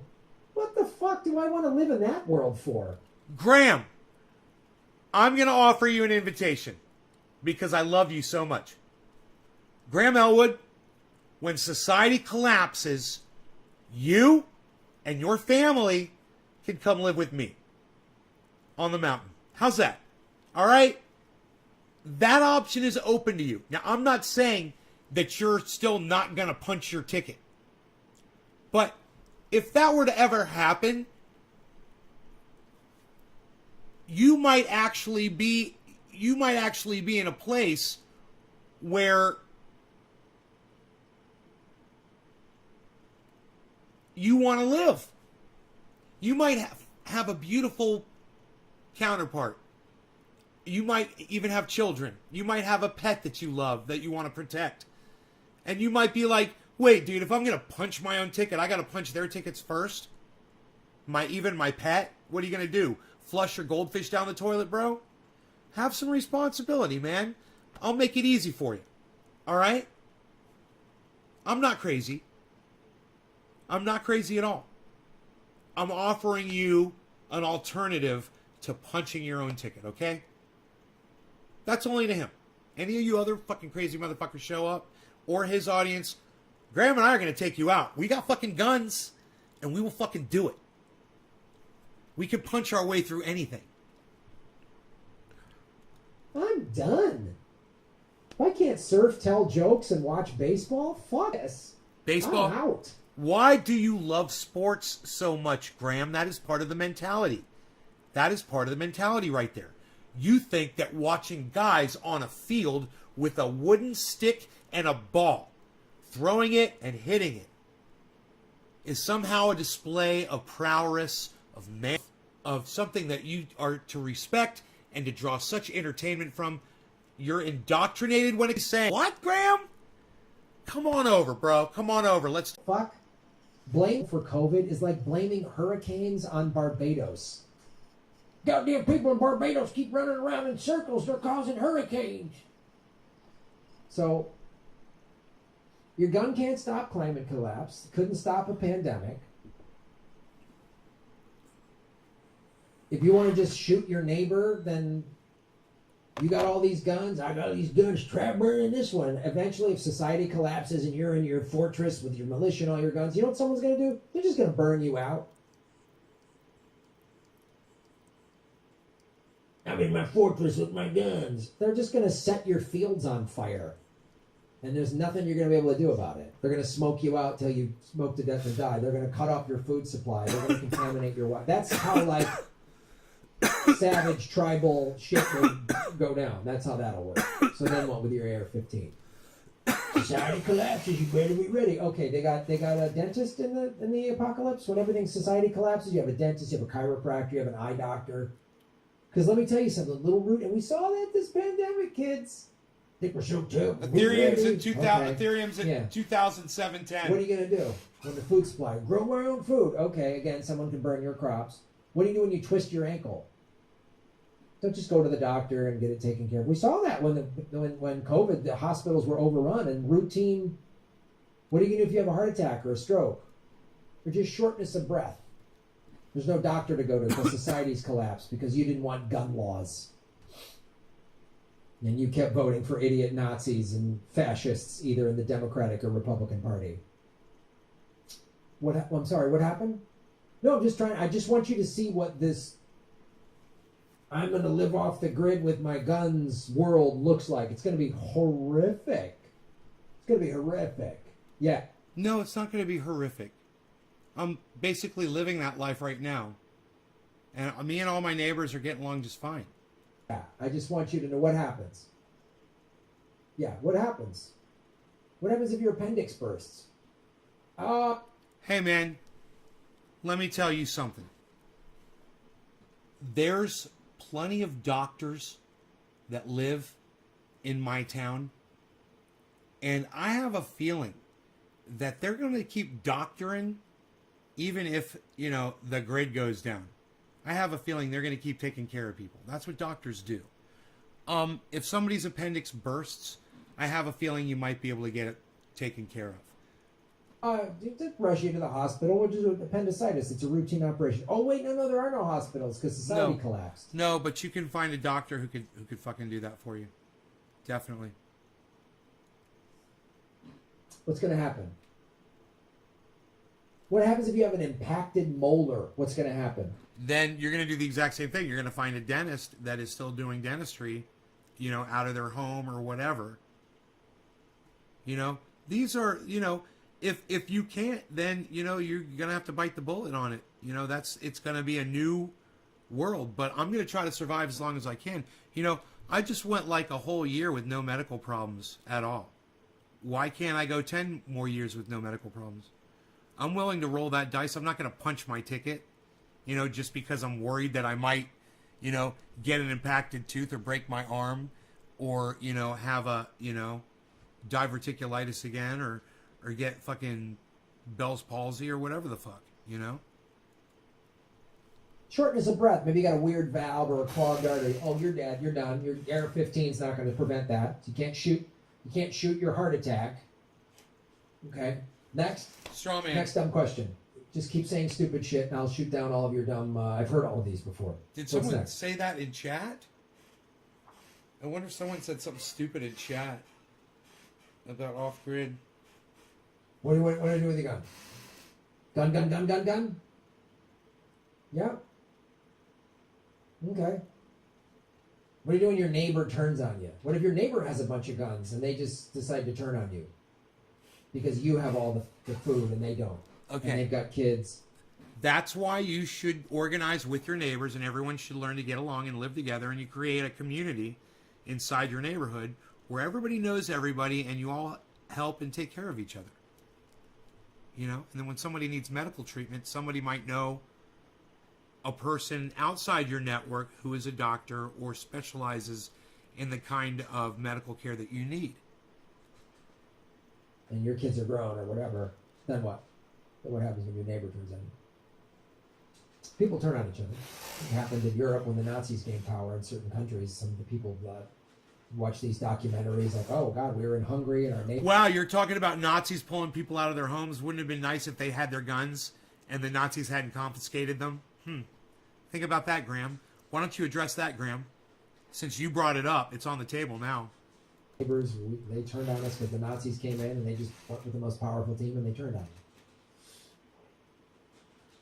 People that work together, like community gardens and let's all work together, they'll survive. But just gun, me, selfish gun, you're done. There, he just said it. Him and I totally agree. You see how easy that is?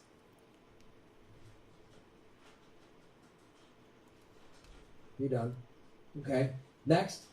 Now, if your neighbor has a bunch of guns and they just decide, people watch these documentaries like, oh, God, we were in Hungary and our neighbors, they turned on us because the Nazis came in and they just went with the most powerful team and they turned on us. People that work together, right here, like community gardens and let's all work together, they'll survive. But just let's all work together, they'll survive. But let's all work together, they'll survive. But people that work together, like community gardens and let's all work together, they'll survive. But being our neighbors, they turned on us because the Nazis came in and they just went with the most powerful team and they turned on us. People that work together, like community gardens and let's all work together, they'll survive. But just people that work together, like community gardens and let's all work together, they'll survive. But just people that work together, like community gardens and let's all work together, they'll survive. But exactly. So, why don't you join us, Grahm? Why don't you build community, right? Gardens, chickens laying eggs. You know, you're good to go. You could call me crazy, but it's not a hard life like what you try to portray it as being. People can see how I'm living right now. This is it. This is how I'd be living. I wouldn't be broadcasting probably to the internet anymore. I don't know, maybe the blockchain will still be up.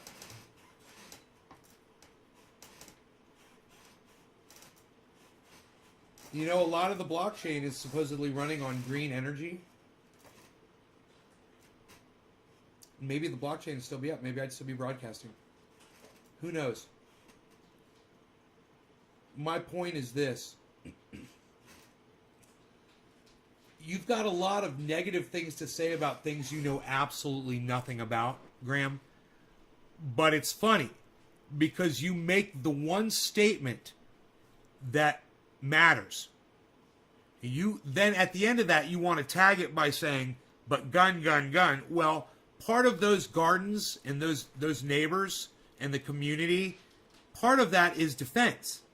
To keep that, you know, what good is it? What good is a garden if you don't put a deer fence around it and the deer come at night and they eat all of your fucking lettuce and your hard, you know, grown vegetables like tomatoes and stuff?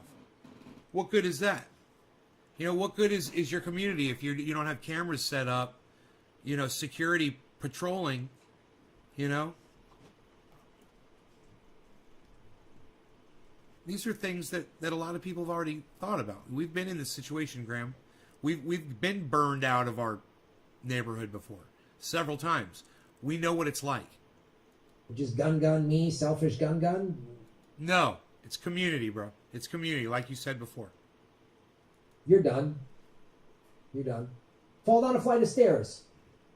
There's no hospital to go to. No, oh, I'm in a soft cast for 6 weeks, but then I'll be good. And then I do physical therapy. There's no physical therapy. That's gone. Done. Okay. Then what? Then what? Can't go physical therapist. What are you going to do then? You going to walk with a limp for the rest of your life? What? Oh, so what? You're going to be out on a mountain watching the sunset and you need to go get yourself a Pepsi and, oh, that's right, they don't make Pepsis anymore. So you're going to go get some water and then you go get some water, but you're walking with a limp to go get your water? Psst. I destroyed that argument.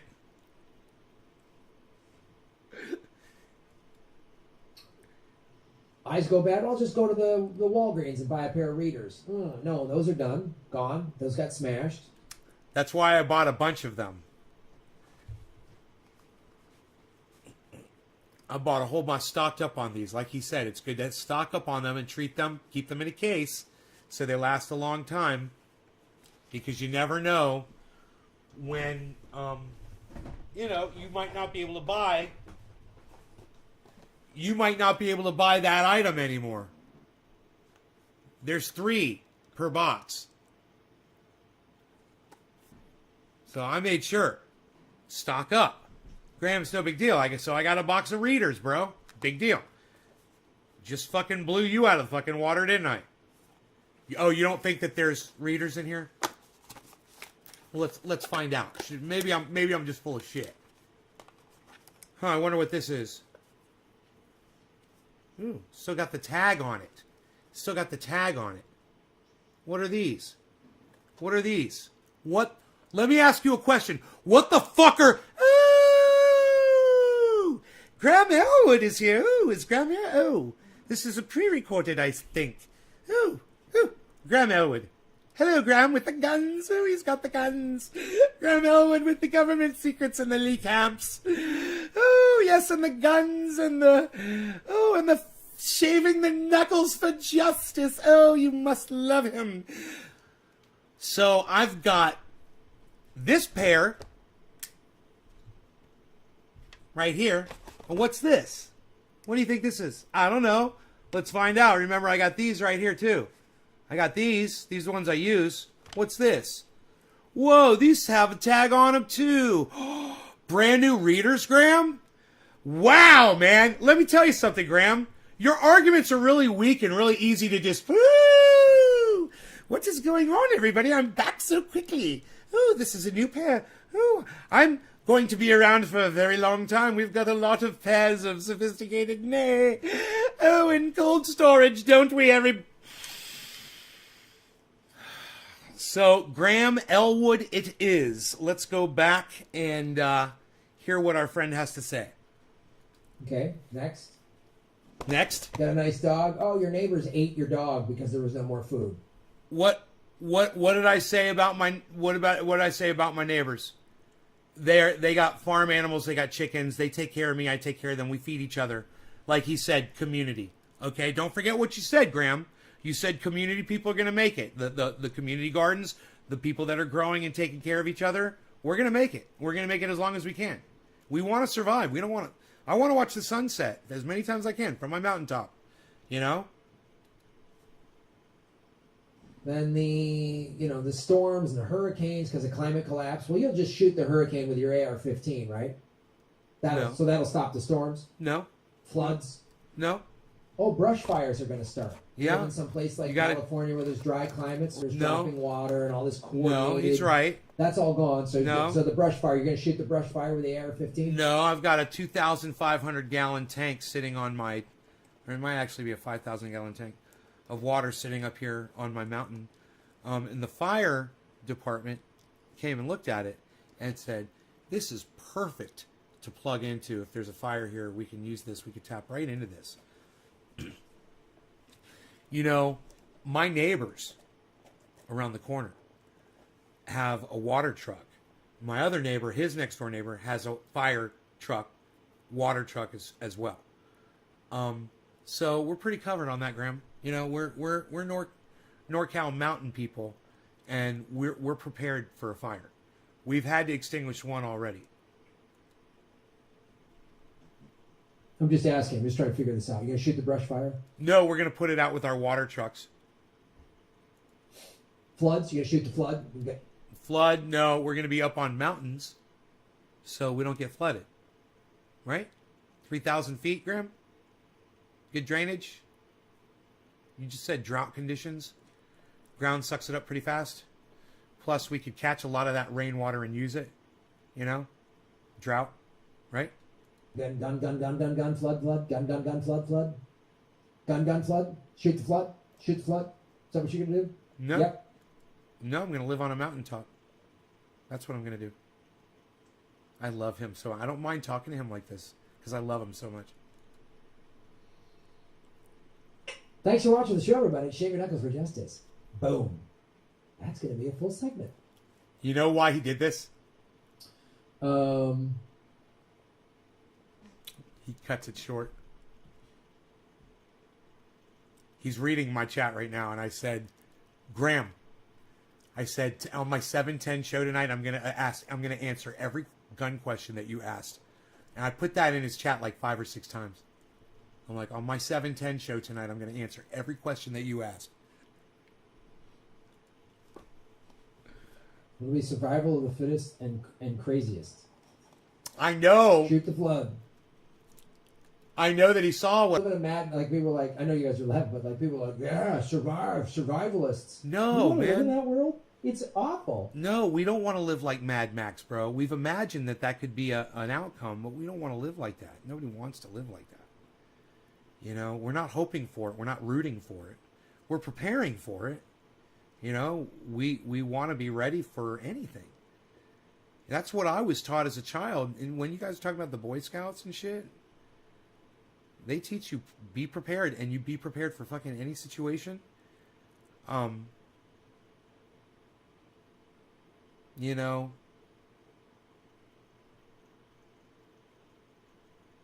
it's true, man. And there's nothing wrong with being prepared.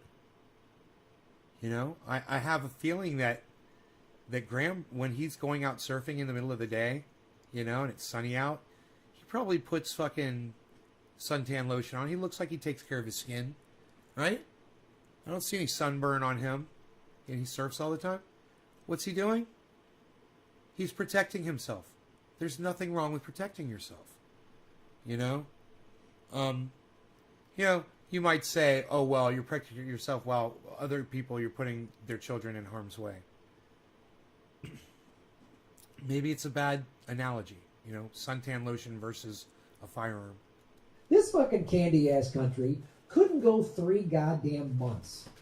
The first 2 months of the pandemic was like everyone working together. We got to protect the elderly and people with pre-existing conditions. We're going to go out and bang our pots and say yay and support, you know, essential workers. That was really cool. Everybody working. We're all in this together. By the month 3, everyone started complaining.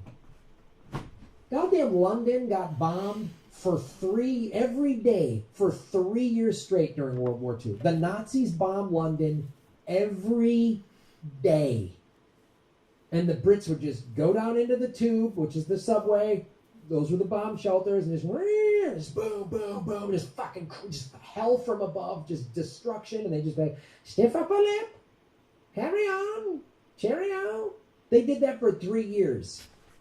This candy-ass country, by the 3rd month, we're like, we're going to take over the Michigan Capitol because we can't get a haircut. I've got my gun. I need my gun. I'm scared of everything, so I'm going to shoot it. Gun, gun, gun, gun. Not everyone who's pro-gun is want to go out and take over the government, Grahm. As far as defending myself against a corrupt government that's coming after me unjustly, I'm all for that. But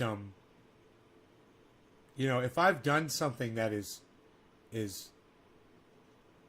horrible, and the federal government's like, you got to go to prison, you know, I'm not going to pull out my guns and fight them. I'm going to surrender and get in a car and be handcuffed and have my rights read, get a lawyer and try to fight it. You know, I'm willing to play by society's rules. Then everyone just got selfish. The big cities, the small towns. No, fuck it. I'm not wearing a mask. Yeah, Nana had a good run.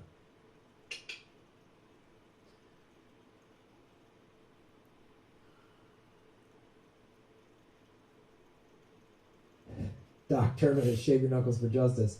Please stop bad-mouthing the military, especially the influence in movies. You're going to need at least an aircraft carrier to lead, act, and direct the Muppet Rising. 8 months. Yeah, 8 months, not 3 years. He's strawmanning a little bit. But that doesn't count. What he said there doesn't count as strawmanning. Did I miss a beautiful sunset? Oh, no. That's fantastic. You're great, Doc Terminus. Just pray you don't get sick. All right, I'm going to do this segment. Pray you don't get sick. I hope I don't get sick. Man, I might... Hey, imagine this. I might need a gun to take my own life if I get so sick and you know...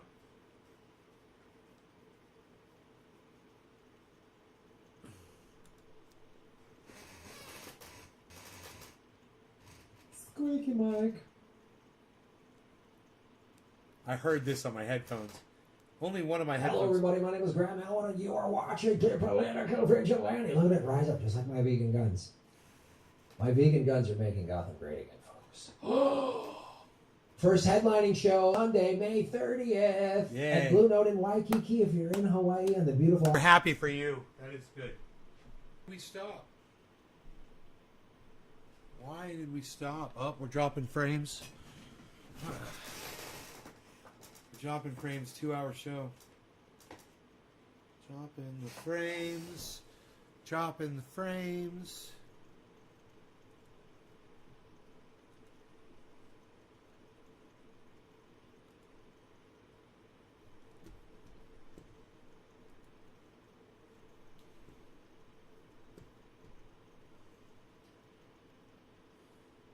I'm dropping frames so bad. Hey, Dice. Hold on while I'm trying to fix this. I was dropping frames. I'm not dropping any more frames. We should be okay. Let's see if Grahm Elwood comes back. Maybe I should get rid of the Beazle Cam Extreme.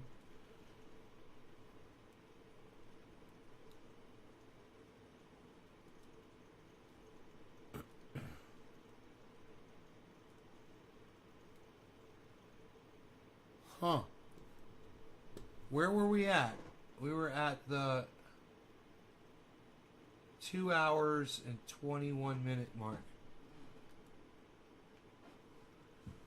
2 hour and 21-minute mark.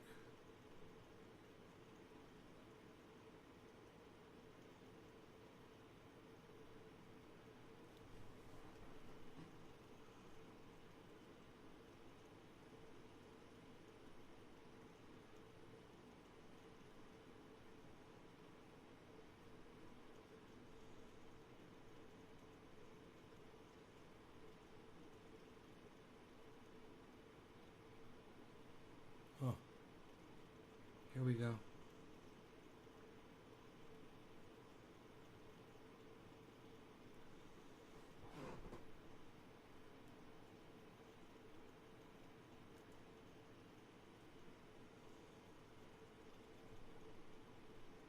It needed to go outside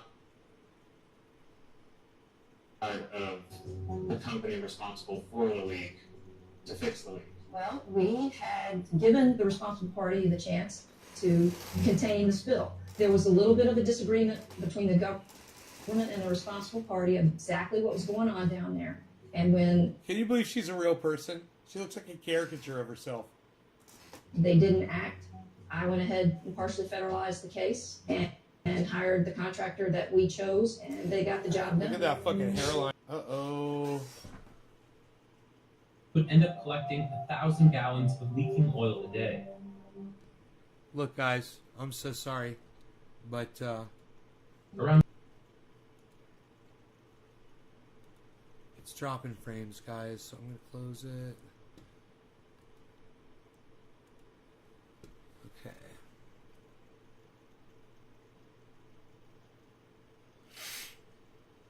Okay. It's just dropping too many freaking frames, man.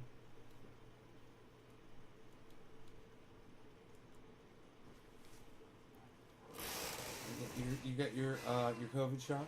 That's awesome, bro. Oh yeah. Good. He should get his facts straight. Yeah, well, you know, we're doing as good as we can on here, and it's okay if he got something a little wrong. It didn't. That fact didn't really matter in the grand scheme of what he was saying. It didn't really matter if they were bombing him for 6 months or they were bombing him for 6 years. You know, they were getting bombed and it was horrible. And he's trying to say they had to withstand a horrible thing, and it made them stronger, you know. And he was comparing that to COVID, and people acting like, oh, I won't have any toilet paper, you know, and freaking out over not having toilet paper. It's a good analogy, actually. I liked it. He got his fact wrong. So, wow, okay, I just lost 5 people. Okay. That's cool. I was dropping frames really bad, so I'd close everything up. No idea what's going on. You guys are the best audience in the world, and I love you, and I want to say thank you so much for watching, you guys. Thank you. I'll see you on the next live show. All right? You guys take care. I'll see you on the next one. Aight. Yo, yo, yo. Love you guys. Thanks for watching. Maybe I'll pull up the crypto one more time. The crypto.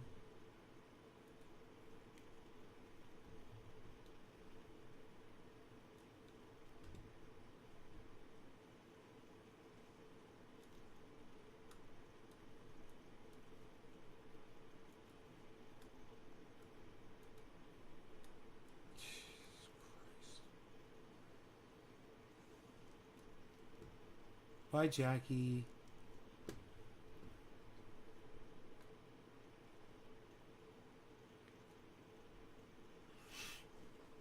It's the 24-hour change?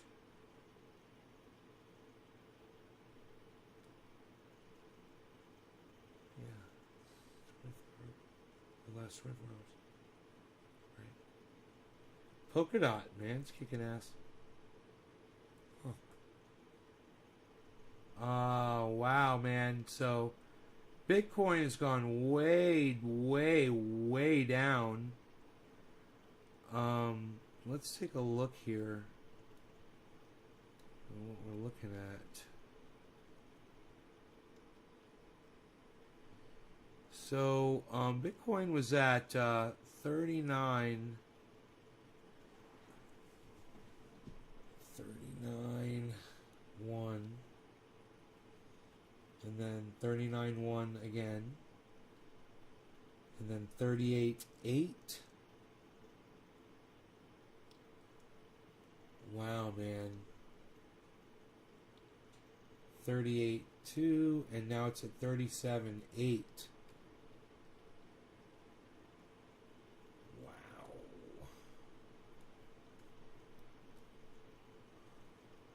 Holy shit.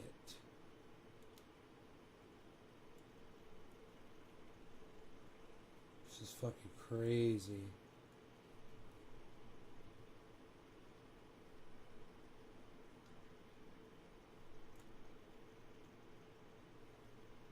Okay.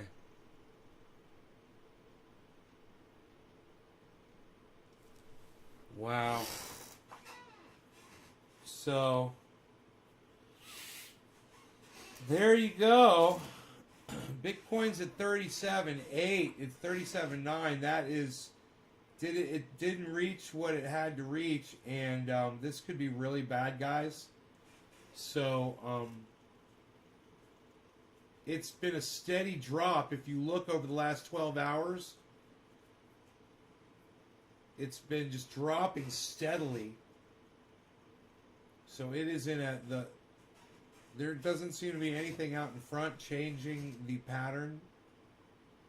Oh, well, no. Cardano and Matic have changed the direction. That's good. So here, let's see what's going on.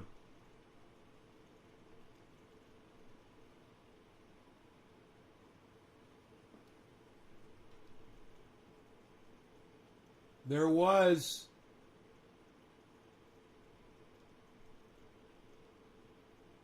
a couple of lifts upwards in the last few minutes.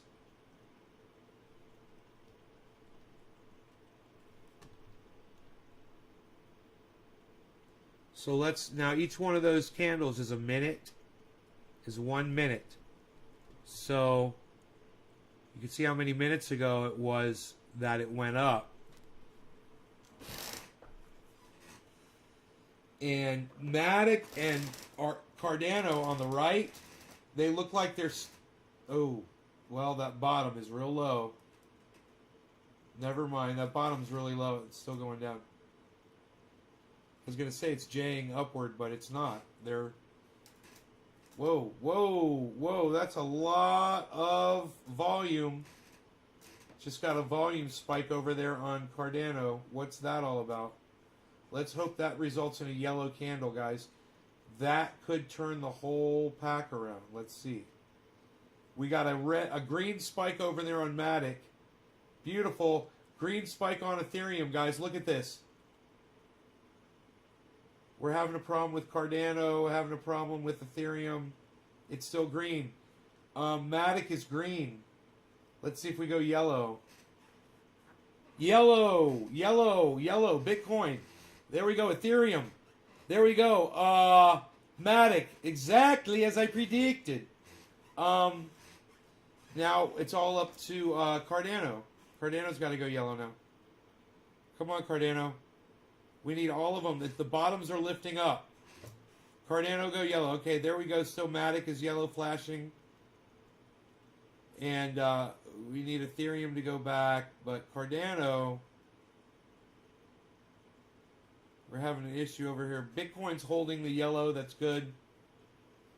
That's a turnaround, guys. Let's just see what happens. If we get a V upwards, 37.7 is our test point, actually. So if we can hold 37.7, that's great.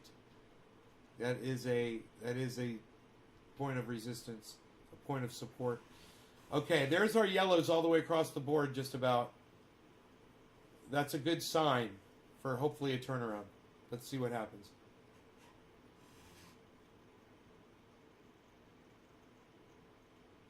Once again, Cardano and Matic are leading the way here. They are looking like they're going to flip around here first, ahead of these other two. Even though they're further down in the red, while the other ones are still up in the green in their 24 hours.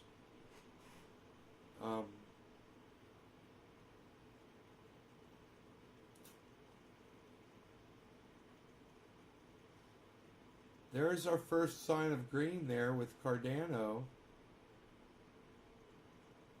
Nice high. There you went to a double yellow marker. Stays strong, builds consolidation. That's good. That's good. Let's hope everybody else does it too.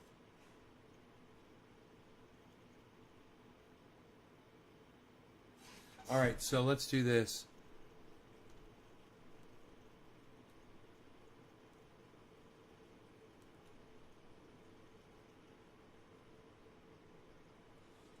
Let's go down to about...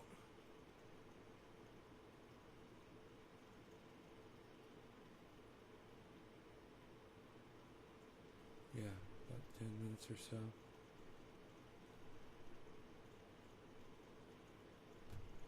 There we go. Go down to about 10 minutes or so here.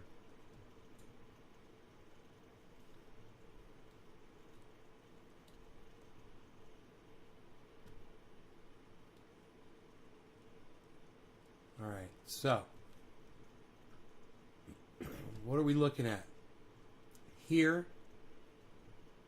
here, not so much here, not so much here. We got a setup here on Ethereum, guys. So we're ready for Ethereum to blast first. I think Ethereum's going to blast first because of this setup.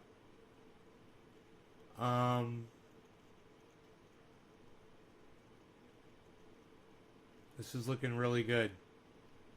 This and this together. This should go green.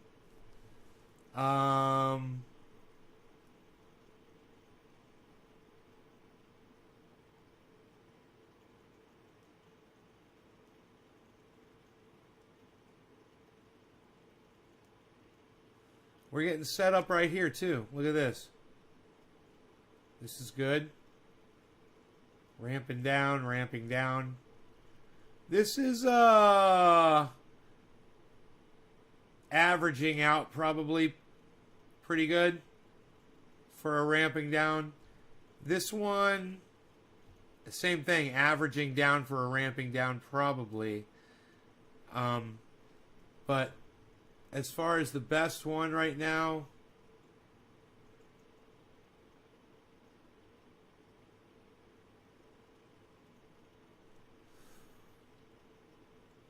let's just see a little longer term here what has happened. Man, Ethereum is really looking like it's set up and ready to go. We're getting yellow markers on all the other cryptos, but Ethereum is the one. Well, Bitcoin's got a nice ramp down. Oh, there's the green on Bitcoin and Matic. All right, Matic and Bitcoin.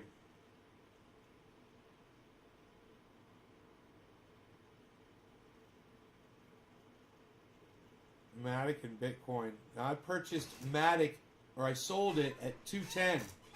So it's 15 cents under where I sold it. I feel great about that. You know, I could purchase in it at $1.95 and make money off of it.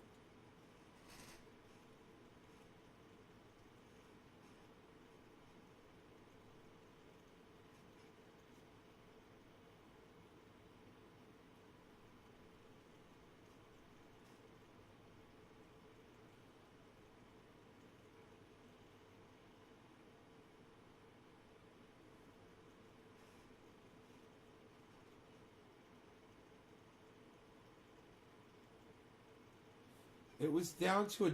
Dude, the 24-hour low is $1.93. And it's at a 194 right now. Good time to purchase it, man. If you were going to purchase Matic. Dude, it's at its daily low right now. Yeah, it might sink down further. But, wow. If you wanted to get some Matic, man... If I sold it at 210, then come back in and buy it at 194, or for me it would be like 197, probably. And if it goes down lower, holy shit. I might just have to buy it back. Would that be the right thing to do? Might be too late. This could be the turnaround. See, you never know. You buy a little bit. Usually I'll just buy a little bit and watch what the market does. Let me see here. Where would I do it from? Where did I move it to? Right here. Let me see. Let me see what I got here.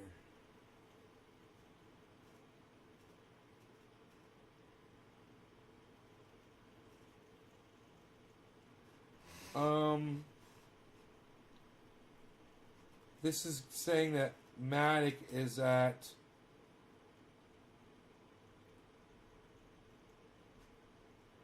$1.94. Huh. Yeah, man, $1.93 is the daily low. Huh. So let's get a little bit.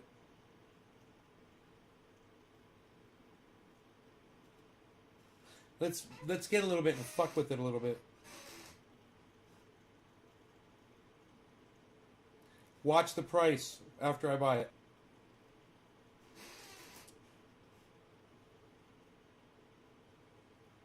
$7 fee. I'm getting it at $1.96. Fucking A. Okay. I just got a little bit at $1.96. Now let's see what it does. It's going to blast up now, right? There it is, $1.96.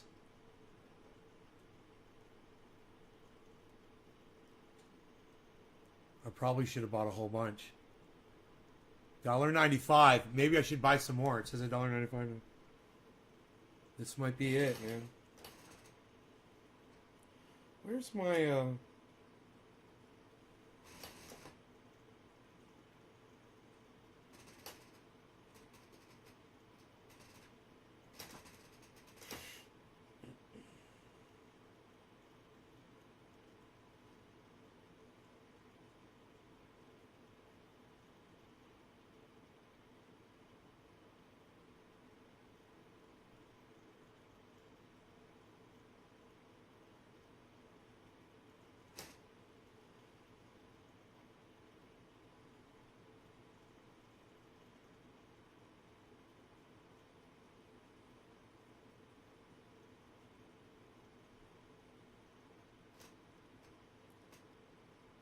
shit.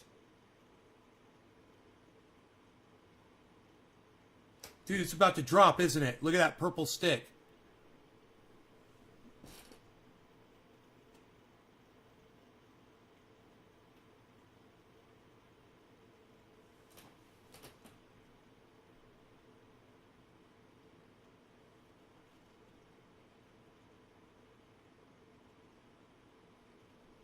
It says $1.96.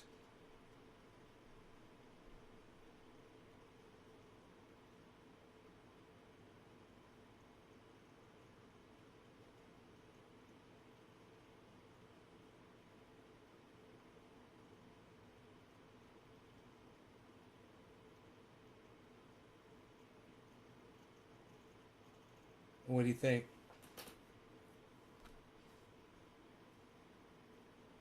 I sold it at 210, man.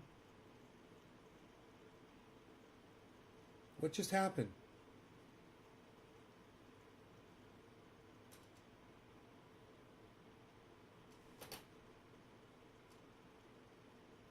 It's decreasing.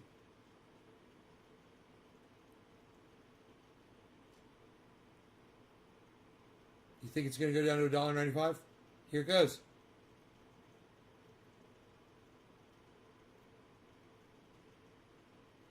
Oh, it's going up again. Look at that percentage. Negative 3.7. Negative 3.8. You know, it's like, do you want to be patient? Do you want to wait? Or is it going to blast up? It's nighttime. It's probably going to go down, you know? Negative 4. Negative 4. Negative 3.9. Look at this. Negative 3.9. Negative 4. I got my finger on the trigger right here. Negative 4. No pun intended. Negative 3.7. Negative 3.8. It says $1.95. $1.95.84. $1.95.81. It's still at $1.96. Huh.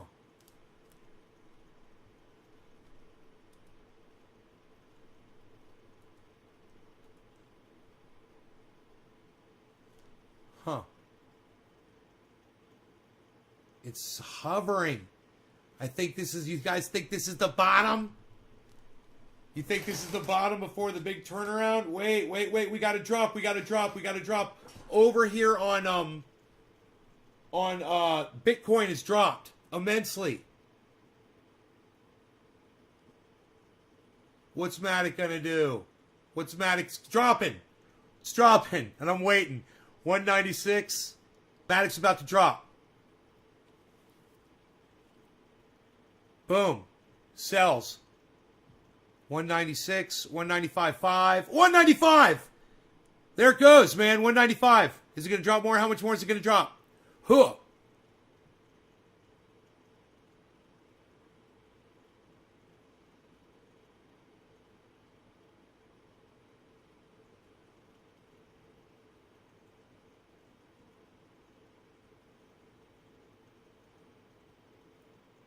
It's down real low, 194. It's still, oh, now it says 195 on here. I'm gonna keep doing it as it drops. 194.88. What are we doing over here, guys? Our predictor is Bitcoin. Bitcoin seems to be leading. Okay. Down lower, 194.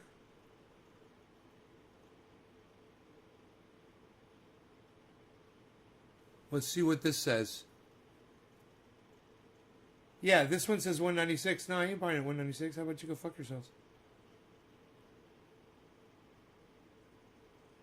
195. No, man, it's 194. Give me 194. And let me see what's going to happen. Okay, Bitcoin just got a bunch of buys. If it gives me 194, I might do it. It says 196 again.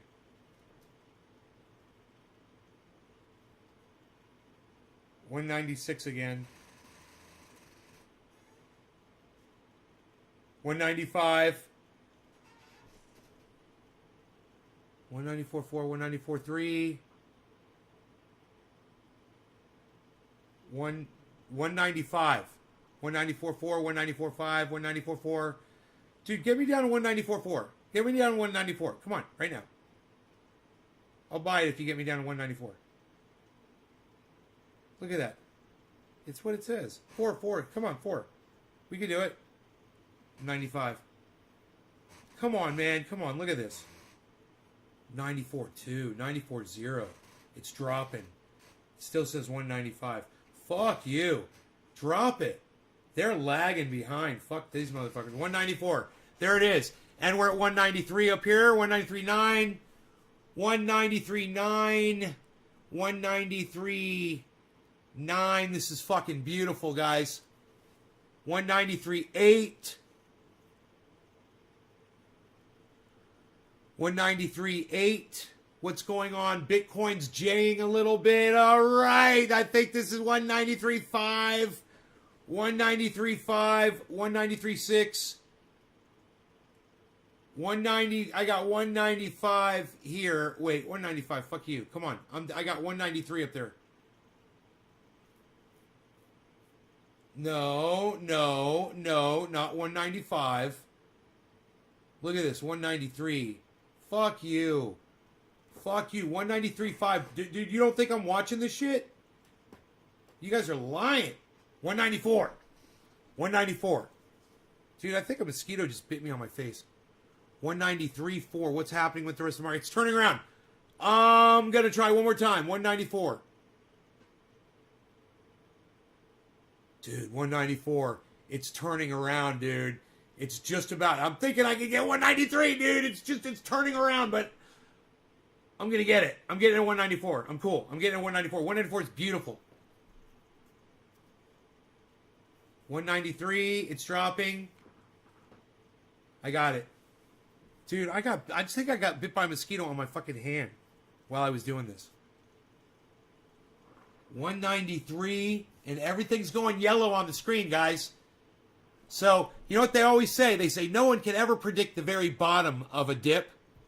So, it'll be interesting. The low today of Matic, guess what it is? It's at 193, and I got it at 194. The all-time low is 193, and that's with this app.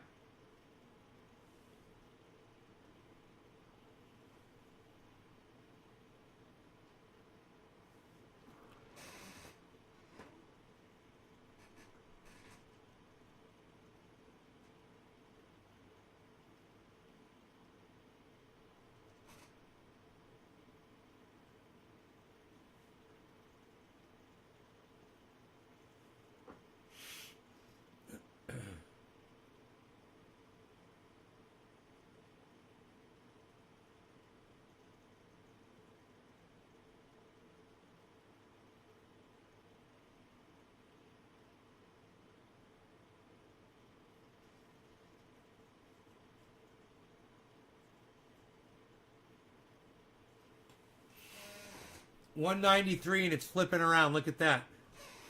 I wonder what they'd give me right now if I checked.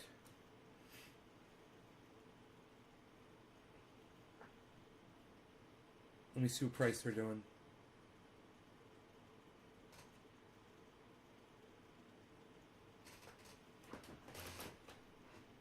$194, man. 194 is the bottom that they'll go. Isn't that funny?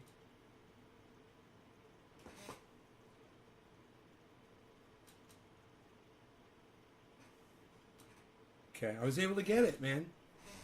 I can't believe it. So, we'll see if it flips around, and I got it at 194. It's at 193.2 right now, 193.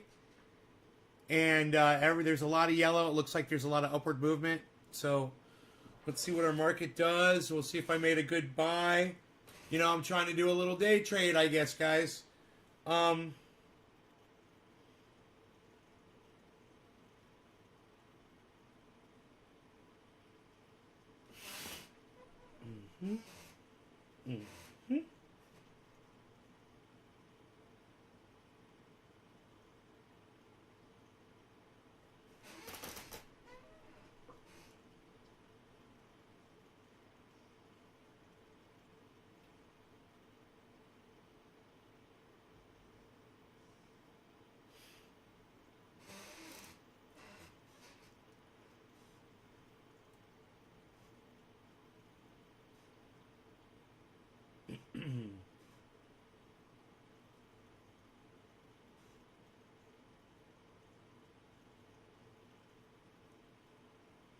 193, it's dropping. Because I bought it. It's 192.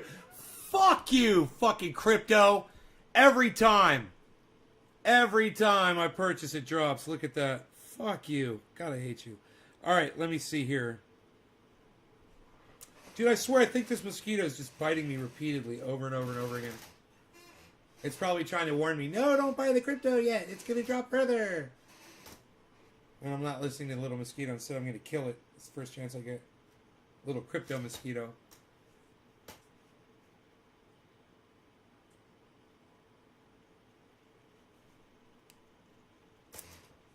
Motherfucker.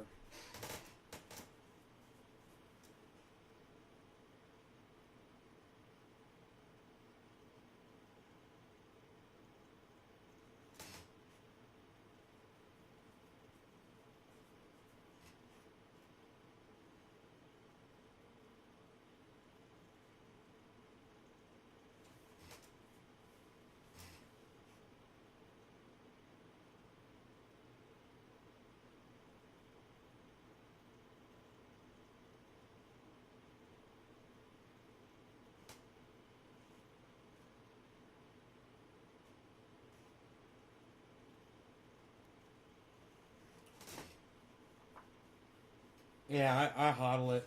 I hodl it. Dude, look at fucking...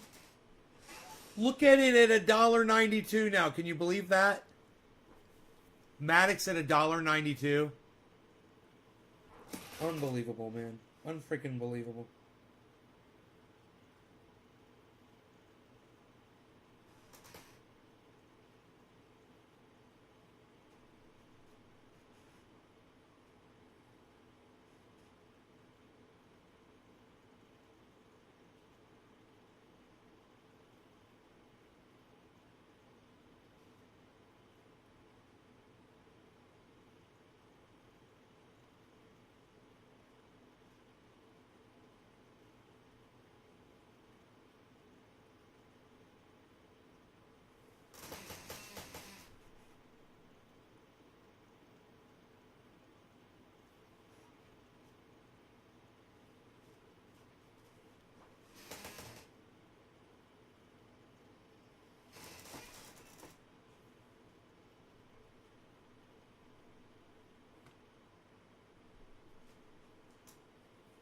Crypto's fun for day trading. Right. I agree. So, oh,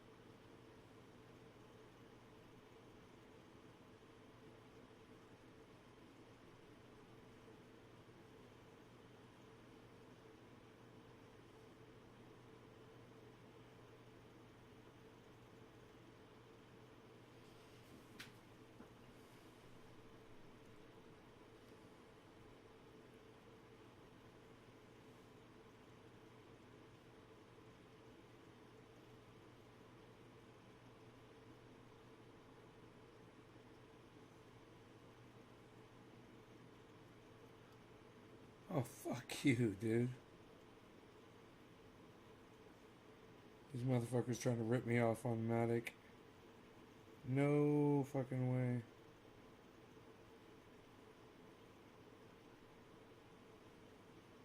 They say it's $1.92, right? You gotta buy it, and then they're charging you $1.95 to buy it. Fuck off. Every time, man. Fucking crypto.com sucks my dick.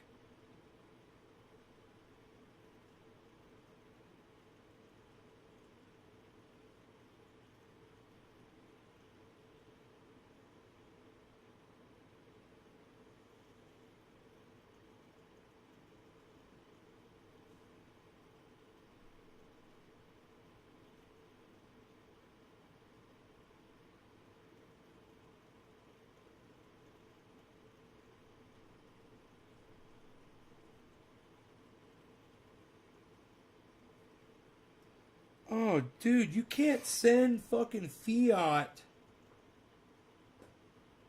You have to convert it into fucking crypto to send it. Huh. Wow.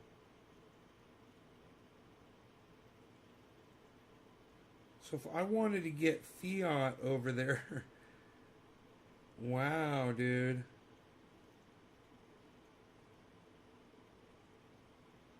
I have to purchase some crypto. Isn't that crazy?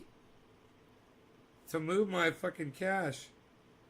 Or I could send it straight to my bank. No fee for doing that. And then, you know, just use my debit card. But then there's a fee for doing that. Warren Buffett, he's old school, maybe 2 cents away, says Bitcoin's no good. I think he's an idiot, you know. You know, he doesn't want you to be wealthy, bro.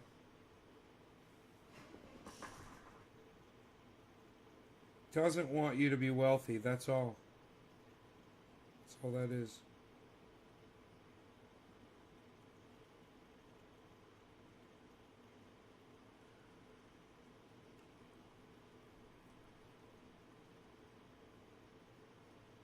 Huh.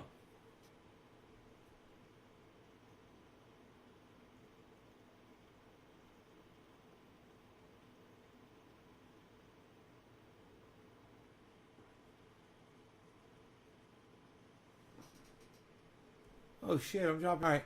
You guys, I'm out of here. Thanks for watching. I hope you can hear me still. I hope you can hear and see me. You guys take care, and I will see you on the next one. Thanks, guys.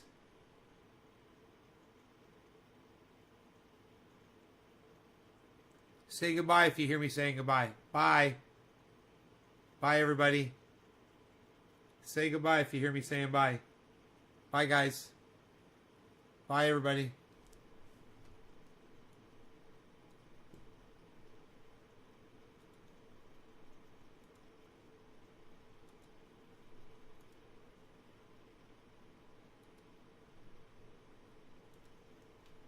Bye, guys. Bye, everybody. If you guys can hear me, I'm leaving. Bye, guys. Bye. Bye, everybody. Thanks for watching. I'll see you tomorrow morning. I wanted to make sure I was connected. All right, take care, everybody.